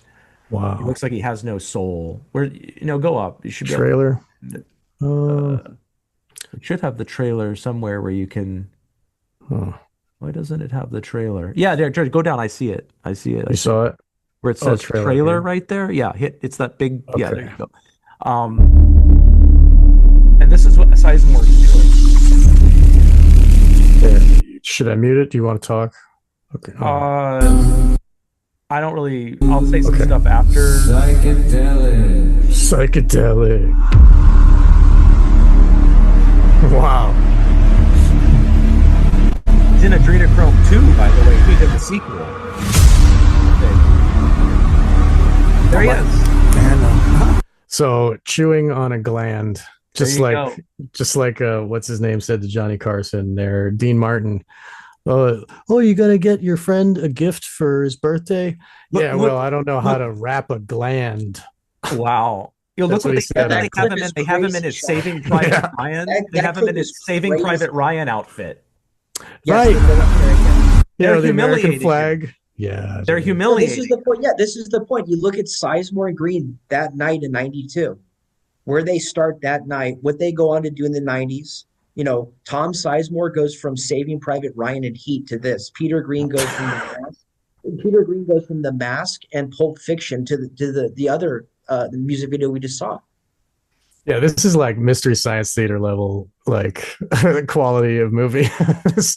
I'm surprised it's not directed by James Niang Gien or whatever, NGY, So I'm just gonna. Birdemic So fame. with regard to that, the Z level movies, whatever you want to call it, that's just the last issue I want to raise. Because Green appears in some of this type of stuff, including with Sizemore. Sizemore appears in a lot of it. Michael Madsen, whom I suspect, kind of like Peter Greene, is maybe something more than an actor. Maybe he is something like the characters that he plays. They appear in a lot of these movies, and I can't even figure out what the economics of some of these things are. Now, there's a movie. Well, there's a director. His name is Richard Driscoll, and he goes back to actually to that Sex Pistols. He appears in that Sex Pistols document in the 80s as a guy pushing a amplifier or something. So he's PSYOP Central. He went to jail. I think that a British screener. Yeah, he went to jail for a movie. He went to jail in the UK for a movie called El Dorado, which I think Sizemore isn't in that one. Madsen's in it. Daryl Hannah is in it. It's a Z level movie. I mean, if you look at the David Carradine too. It's got a bunch of stars in it. That's my point. These aren't Right. Z level movies with nobodies in it. These are Z level movies with a bunch of washed up stars in it, not all of whom can be said to be destitute and hard up for money. So that's what's odd about some of the movies. They have, I'm getting his IMDb up myself so I can look at it. I mean, the ratings are so low. It's kind of like what I was saying about The Getaway. That's a big movie that seems not to have been trying. These movies are not even trying to be good. They're not even trying within their budget to be good. There's another purpose. Yeah, because he's in one. He made one called Heat Dew LA Take That's That's kind probably of got my Sizemore in sort it. of, that's my sort of random theory that I'm just thinking about this that I said is that there's something where this is like the satanic form of like liturgy. It's like spiritual practice. Like this is you worshiping Satan. Is that you're led to a point where you make things like this to worship him? What else would be the point? It's like you said, they're not making any money. They're not influencing culture. Like nobody's going to watch Adrenochrome from 2017. No one's even ever heard of it. So why would they even be making it? So that movie, he goes to jail because he defrauded UK customs and he inflated the budget by like 12 times or something. And I don't know what the scam was, but the point is, it's not just these movies aren't just being made for that kind of scam. That kind of scam is endemic to the purposes of the movie. There's a whole bunch of criminal underworld ulterior purposes, I think, that these movies are about. Now, there's a movie called Once Upon a Time in Hollyweird, has a 1.9 rating. It stars Tom Sizemore. It's got Eric Roberts. Eric Roberts, Julia Roberts's brother, who's recently published an autobiography talking about all of his drug problems. And he has like 894 credits. Look this up. That's unbelievable. I mean, how many people have even seen 894 movies and in their life? Some of these movies you look into, like there's one I think with him and Madsen, and they're like torturing girls, and I mean, it's just what is going on with these movies? Like, what is the purpose of them? Where are they? Why? I can't even find them. Where are they even available? Okay, but this Once Upon a Time in Hollyweird is sort of a mockumentary about the disappearance of Michael Madsen, who would die not long after the movie was made. Michael Madsen, if you read about the other Richard Driscoll movie we just talked about, El Dorado, the one that Driscoll went to jail for, Madsen had to be taken to the hospital during the making of that movie because of some kind of intoxication event. Once Upon a Time in Hollyweird, described as when the Hollywood icon Michael Madsen goes missing, presumed dead, they call Rick Blaine, Tom Sizemore, to investigate a Tarantino-style murder mystery that is Once Upon a Time in Hollywood. So part of this is a humiliation ritual to drag these people. These are people that used to be in when Tarantino made good movies. They used to be in them. Now they're in Z-level knockoffs of second-rate Tarantino A movies. Tarantino parody that is a parody of their former selves. Yeah. It's a humiliation ritual, right? That's part of it. And then what are the other purposes? I don't have the answer to it. You know, Steven suggested that they've got to get the criminal gang back together sometime. That's what I'm thinking too. And you're kind of alluding to this as well. Again, I'm just sort of speculating. I'm trying to think if I were an insane person, why would I be doing this? And it could be like Brett just said, maybe they have to get these people together that have some kind of connection because of some past event, like what Albertini describes, the guys that were at the scene, uh, uh, Sizemore, Remar, Green, Pastorelli, or whatever his name is. And they end up in the same movies year after year over the course of their career because, again, it's this way of reminding them, like, hey, you guys are in this together.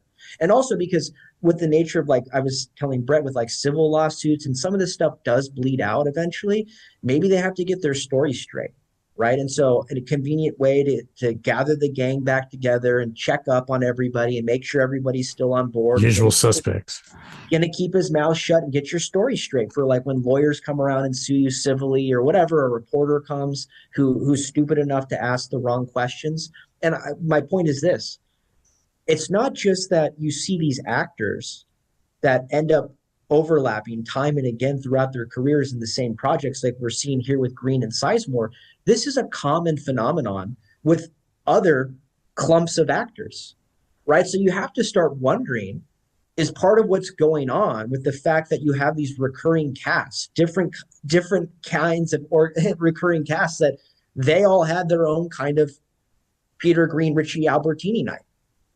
And that's kind of what sedimented them in the industry as this kind of crew that throughout their careers will reunite and make the same kind of films. I wonder if we started looking for patterns of like things that, that are similar, like who are some famous actors that are always in the same things together throughout the course of their careers, going back to the 80s or the 90s. I would, it stand to reason that there's probably some kind of really bad story behind why, of all the actors and all the combinations you could arrange, these guys keep getting cast together in the same productions. Peter O'Toole is in El Dorado. I have to read this because, well, it's sad, but it's funny. You can share from your side if you want. Go ahead. No, I'll just read it. It's from the Richard. Okay. This is about the El Dorado movie that Richard Driscoll made. So he inflated. Well, I'll read it. Once El Dorado was released, Her Majesty's Revenue and Customs began an investigation to Driscoll in the production accounting of the film. Driscoll had greatly inflated the budget of the film to claim that VAT refunds on money in the production had not been spent. Maybe that means the entire budget of the film was reported by Driscoll to be £12 million, but the subsequent investigation revealed that it only cost £750,000. False invoices were created to give the impression that Carradine is credited now, if you go to IMDb, he's credited as archive footage spirit guide, referring to his many appearances as the white kung fu spirit guy.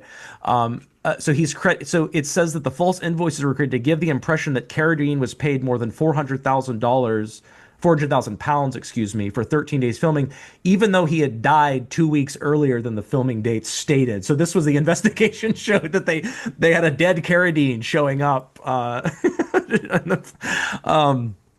And then Daryl Hannah is involved in wow. is weird too, because Hannah's married to Neil Young, and she can't be hard up for cash, right? What's going on with some of this stuff? It's crazy. So I don't know. Wasn't she in the first Batman too? She was with Tim Burton. No, that's Basinger. Basinger, who's in The Getaway. Right. Yeah, I mean, I don't know. The only thing who was there with Alec Baldwin to help get rid of the body, right? According to Albertini, right?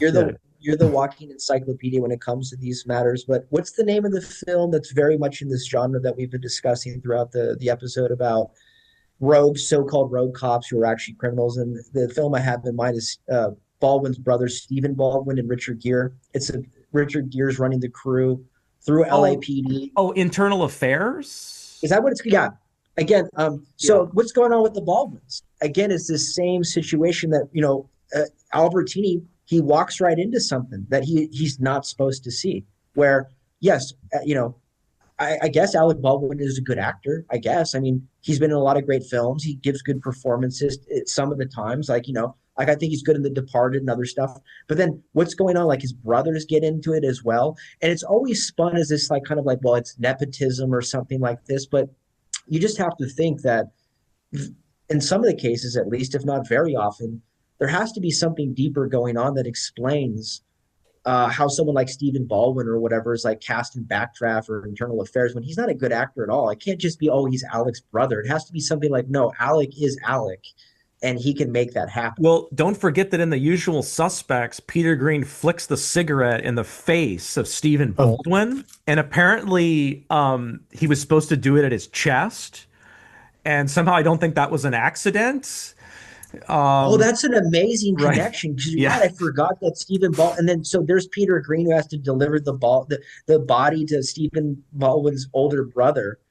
And he's like, your kid brother's here on set. He's a crappy actor. Your older brother owns me. So he flicks the cigarette. That's the Irish. They sent me to spend the night in jail, you jerk. No, that's the inner Peter Greene, though. The moxie. He's just, flick the cigarette at this guy. Forget it.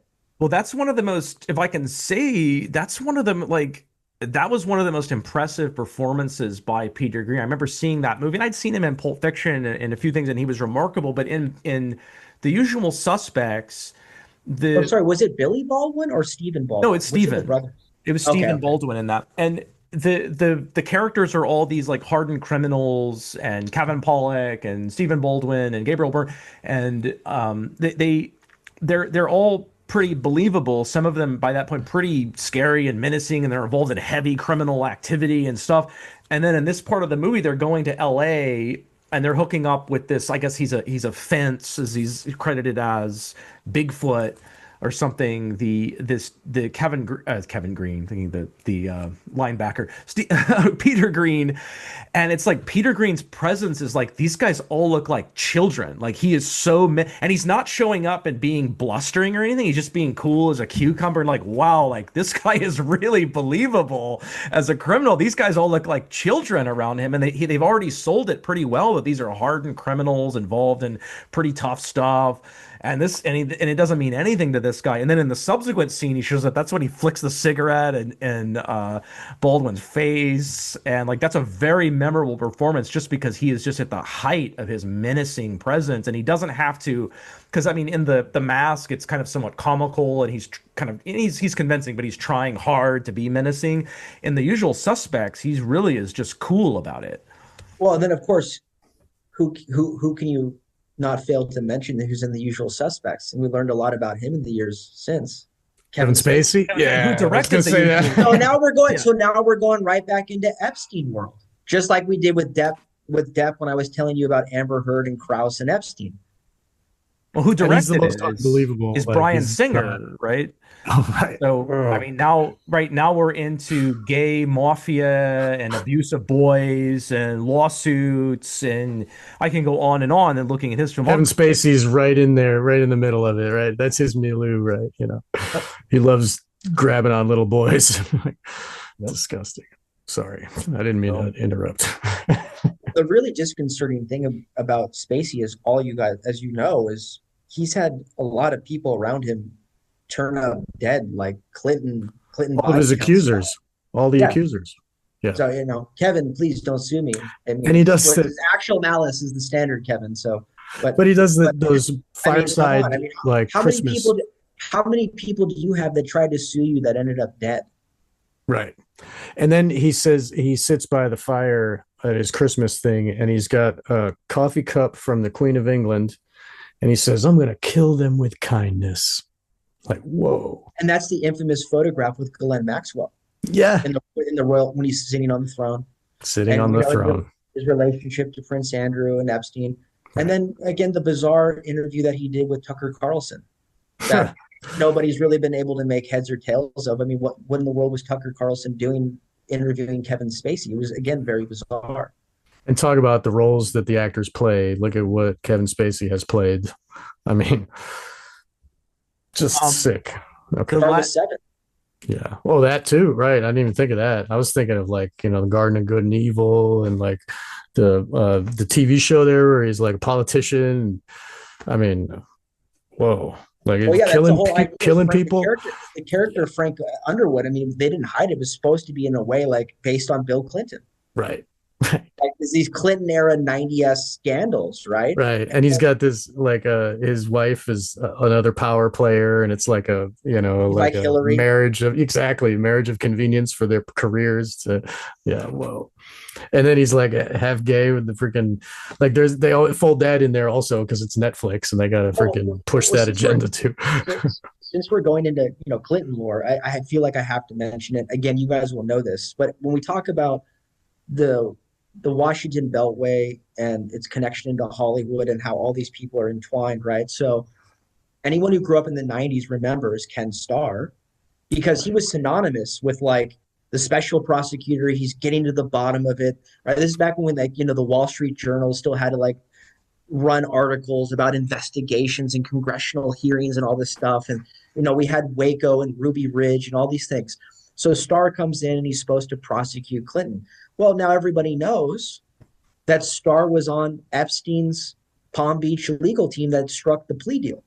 So the guy that was supposed to be going after Clinton as the special prosecutor ends up getting Epstein off the hook. And we know now about the relationship between Epstein and Clinton. And then final point about this is that it was Brett Kavanaugh, a young Brett Kavanaugh, that was on the investigative team with Starr, who covered up the Vince Foster murder. So that's how Kavanaugh found his way all the way to the Supreme Court, is that he made his bones with the the Vince Foster cover up with Ken Starr.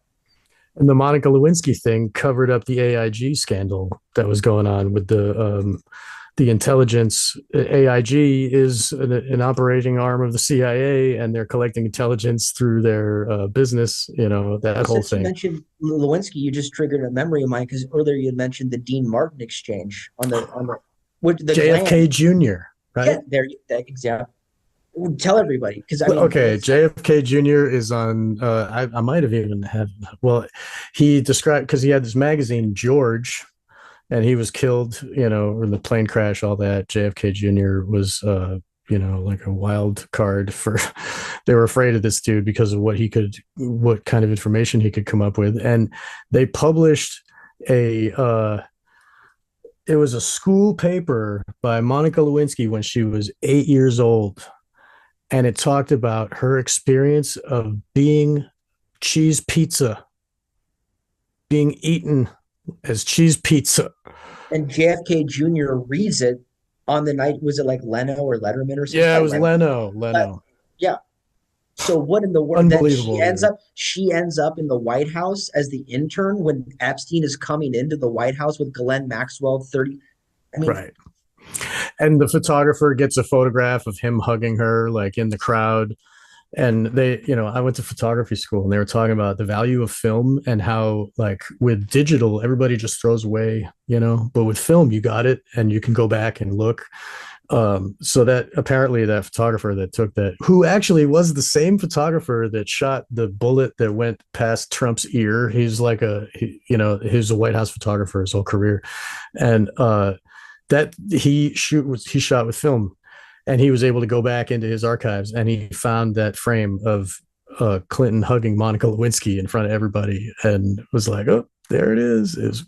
It's interesting how it just so happened he still had that image, and there's a recursivity too, because isn't it the infamous photo of a very young Bill Clinton meeting? Was it JFK?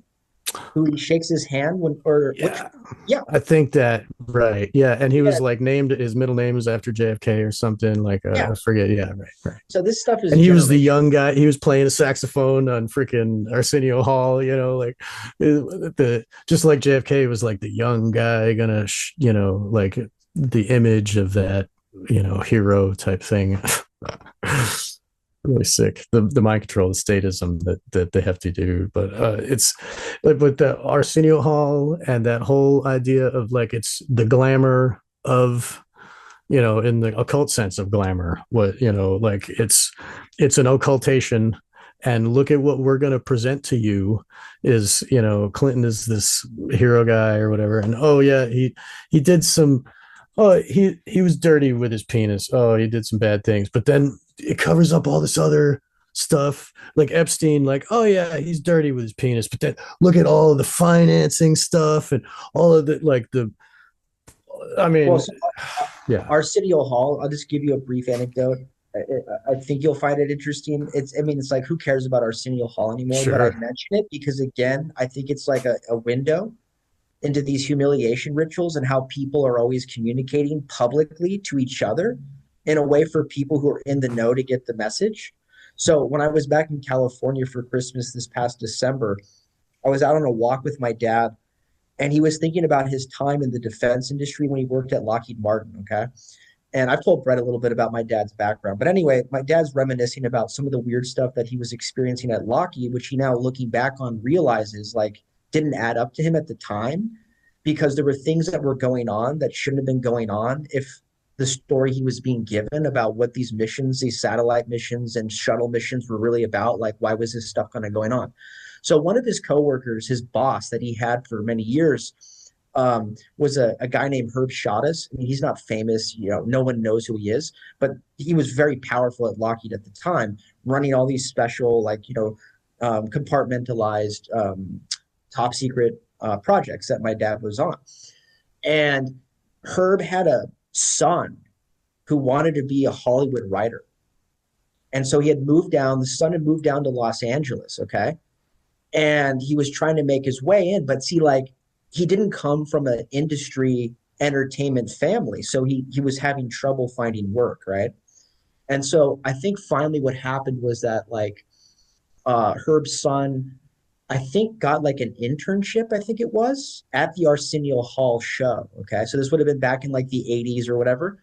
And so like Herb was like really proud about this because he would go around work and like tell my dad and everybody like, oh, my son's down in Hollywood and like he's working for Arsenio Hall and all this kind of stuff, right? So because Lockheed had an office or down in Burbank, my dad took a business trip down there with Herb, okay? Because it's all like skunk work stuff, right? So they go down there and Herb's son gets them tickets to the Arsenio Hall show, right? So my dad is just like, whatever, I guess we'll go. Herb's making this big deal about it, like, oh, this is so exciting. We're going to the show. So they get to the show. It's live, it's not live, it's recorded, but like studio audience, right? And they're sitting there, and before Arsenio Hall comes onto the stage, this guy, like the producer or whatever, comes out and he makes this announcement to the entire audience about Herb's son. Okay. So Herb's getting all excited because he thinks like, oh, this is my big moment as a dad because I have free tickets to the Arsenio Hall show. My son's working at the show. And now, they're going to make a big announcement about my boy and how I'm here. And the guy, according to my dad, just ripped Herb's son and was like, this guy's a loser. He annoys everyone. And, we had to give him out some tickets. So his old man's here. So, everybody give like a round of applause to like so-and-so's dad for showing up, even though his son is like, a turd. So these are the kind of humiliation rituals that would occur even at like the Arsenio Hall show where this guy who's trying to break into the industry, who's an intern, gets these tickets. They bring his dad down there and then they go out of his way to humiliate him in front of everybody. The reason I tell this story is that Brett knows all about the connection between NASA, Hollywood and DC. So I start wondering, hearing that story, like what was really going on there with like Herb being at Lockheed, working at Skunk Works on all these missions, and then his son trying to break into Hollywood. And then they go down the Arsenio Hall show. And it was almost like they were sending a message to Herb to like, hey, cool your jets and like get your son under control. Because, you're maybe a big player in the defense industry with NASA and Skunk Works, but like you have no Hollywood connections and your son's pissing everybody else off. So if you think you're going to come down here and push us around, like we're just going to humiliate you in front of the entire audience. And that's just kind of the weird kind of stuff that just happens like right out of the open. Remember the whole tradition of roasts it comes out of Masonry, right? And this whole, formalized humiliation ritual. I got to go pretty soon. I only had one more angle, to this whole thing. You can look at some of the names of the people that showed up at Greene's memorial ceremony. I didn't thoroughly investigate them all, but the ones I looked at, one kind of stood out. Noel Ashman, Ashman, Noel Ashman. It says that I'm reading his IMDb bio. He's a multi-award winning producer, movie director, world-renowned nightclub owner. special events expert, entrepreneur, and occasional actor. Yes, look at the photographs. I would go to the photographs of all the people that he's with, okay? He's owned some of the most famous and exclusive nightclubs in the world, including Veruca, Studio 54, et cetera, et cetera.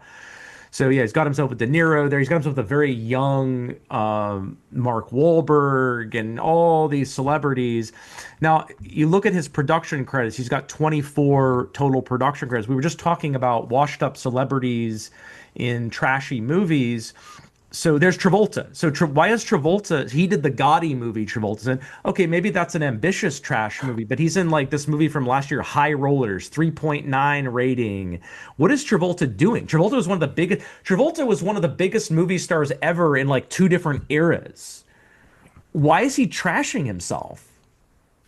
Well, and I mean, Scientology, and he killed his son by not giving him medication because Scientology said that medication is bad. He named his kid Jet. I mean, like the guy's crazy.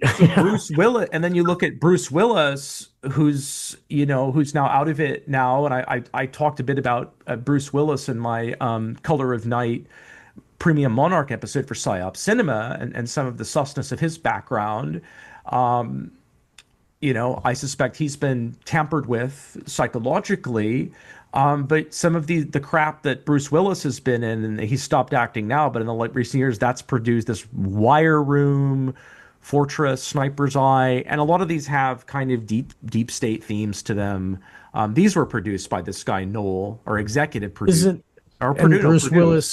Bruce Willis has a brain disease now, where he doesn't know that he has psychosis, and his brain doesn't function properly anymore. So whatever he remembers isn't gonna be brought up. QAnon people say that's Kuru from his cannibalism.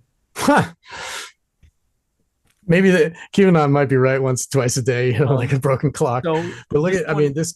Okay, so Ashman is one of the people that showed up at Greene's memorial service, and you see him with all of these. He likes to get his picture taken with all of these, and not just celebrities. There's some politicians, there's some athletes. Lily Sobieski, Eyes Wide Shut, was abused. Yeah, right.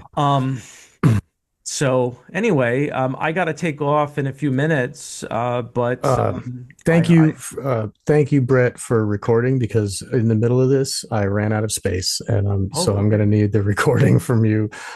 Thank you for. I'm glad that we did that, because we went on for quite a while. This has been a great show, and thank you both for this. This is fantastic. I mean, just to be able to chat about everything, and like to bring up all of these points for our listener to really contemplate. And we don't know all the answers, but we definitely have lots of questions, and this, I'm still a Westie, and Peter Greene was found in a pool of his own blood with injuries on his face, and then the cover up of Nothing to See Here by the cops, and it's just red flags everywhere. And I'm so glad that you guys have been here to talk with us about it, our listeners and myself.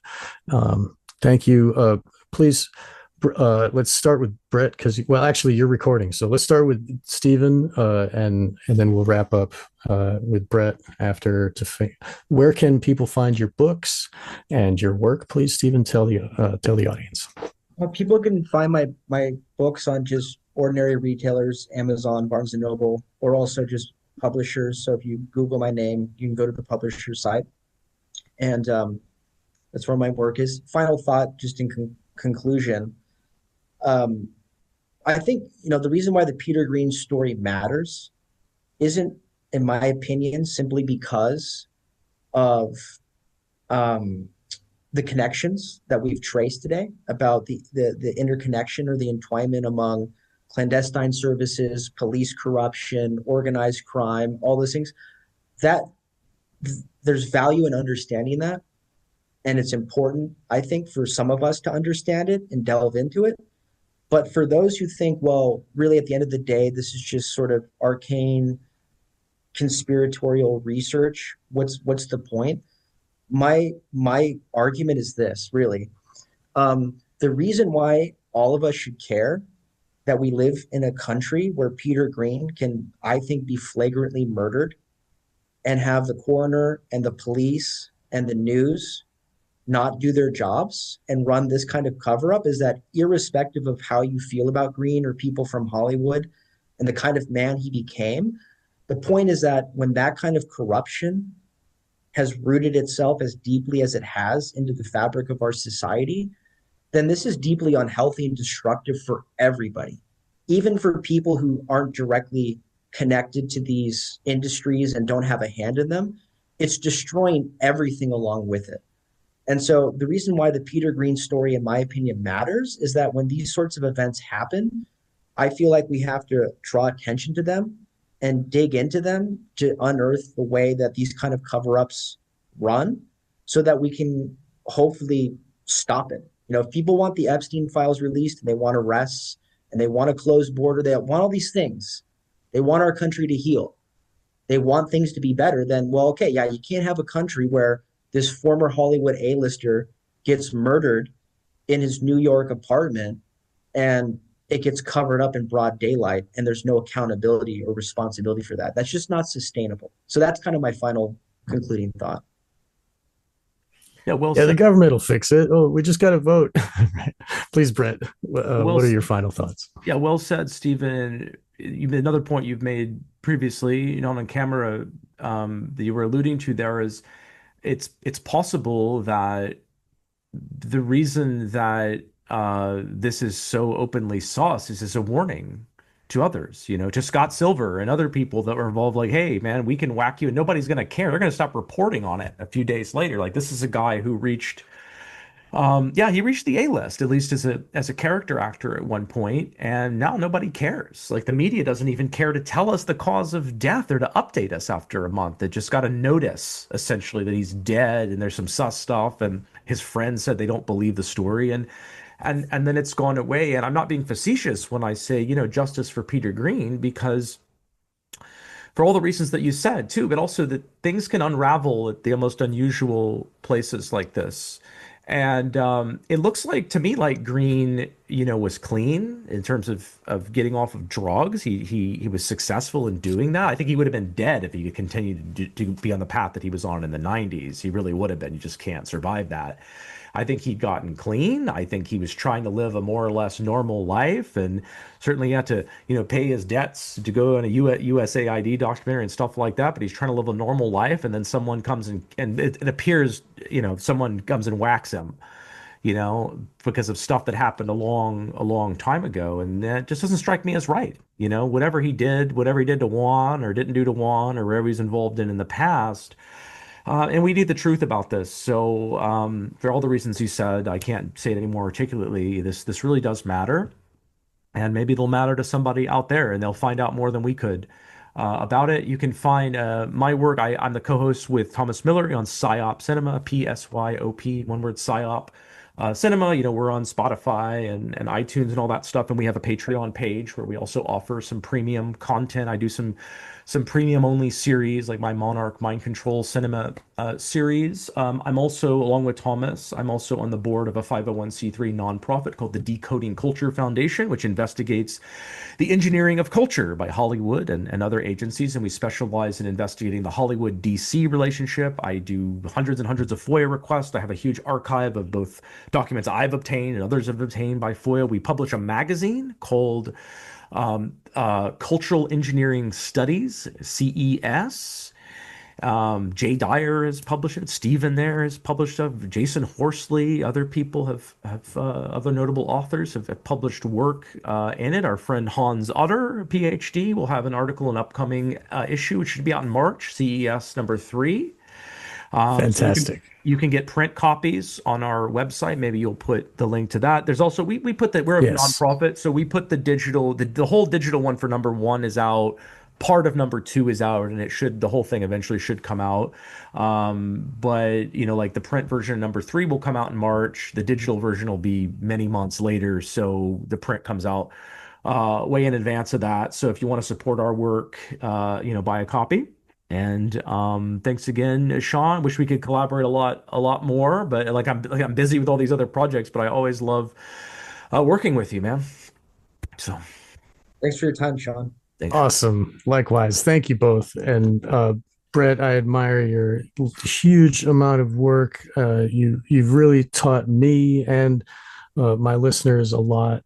And Stephen, you have another monumental amount of work looking at the mind and philosophers and how we understand anything at all. I mean, it's just such a treat to have both of you here today, and thank you both so very much. I will definitely list everybody's links, and please buy the magazine from Brett. That endeavor is so important, and to have another medium with magazine, and it's on the shelf, it's proof, it's not some digital thing that can be changed in the future. Even though you're making a digital copy, it's you're making like a time capsule of your thoughts that can be, after we have the digital 9/11 that Klaus Schwab's talking about, people can still have it on their shelf and read and learn the truth, and so I'm very happy that you're doing that. That's wonderful. And thank you all listeners, and we'll see you next time, hopefully. And I do look forward to future shows with both of you. I'm sure that we will have some topics where your minds will definitely be invited, and your words will be welcome to the ears of my listeners. Thank you so much.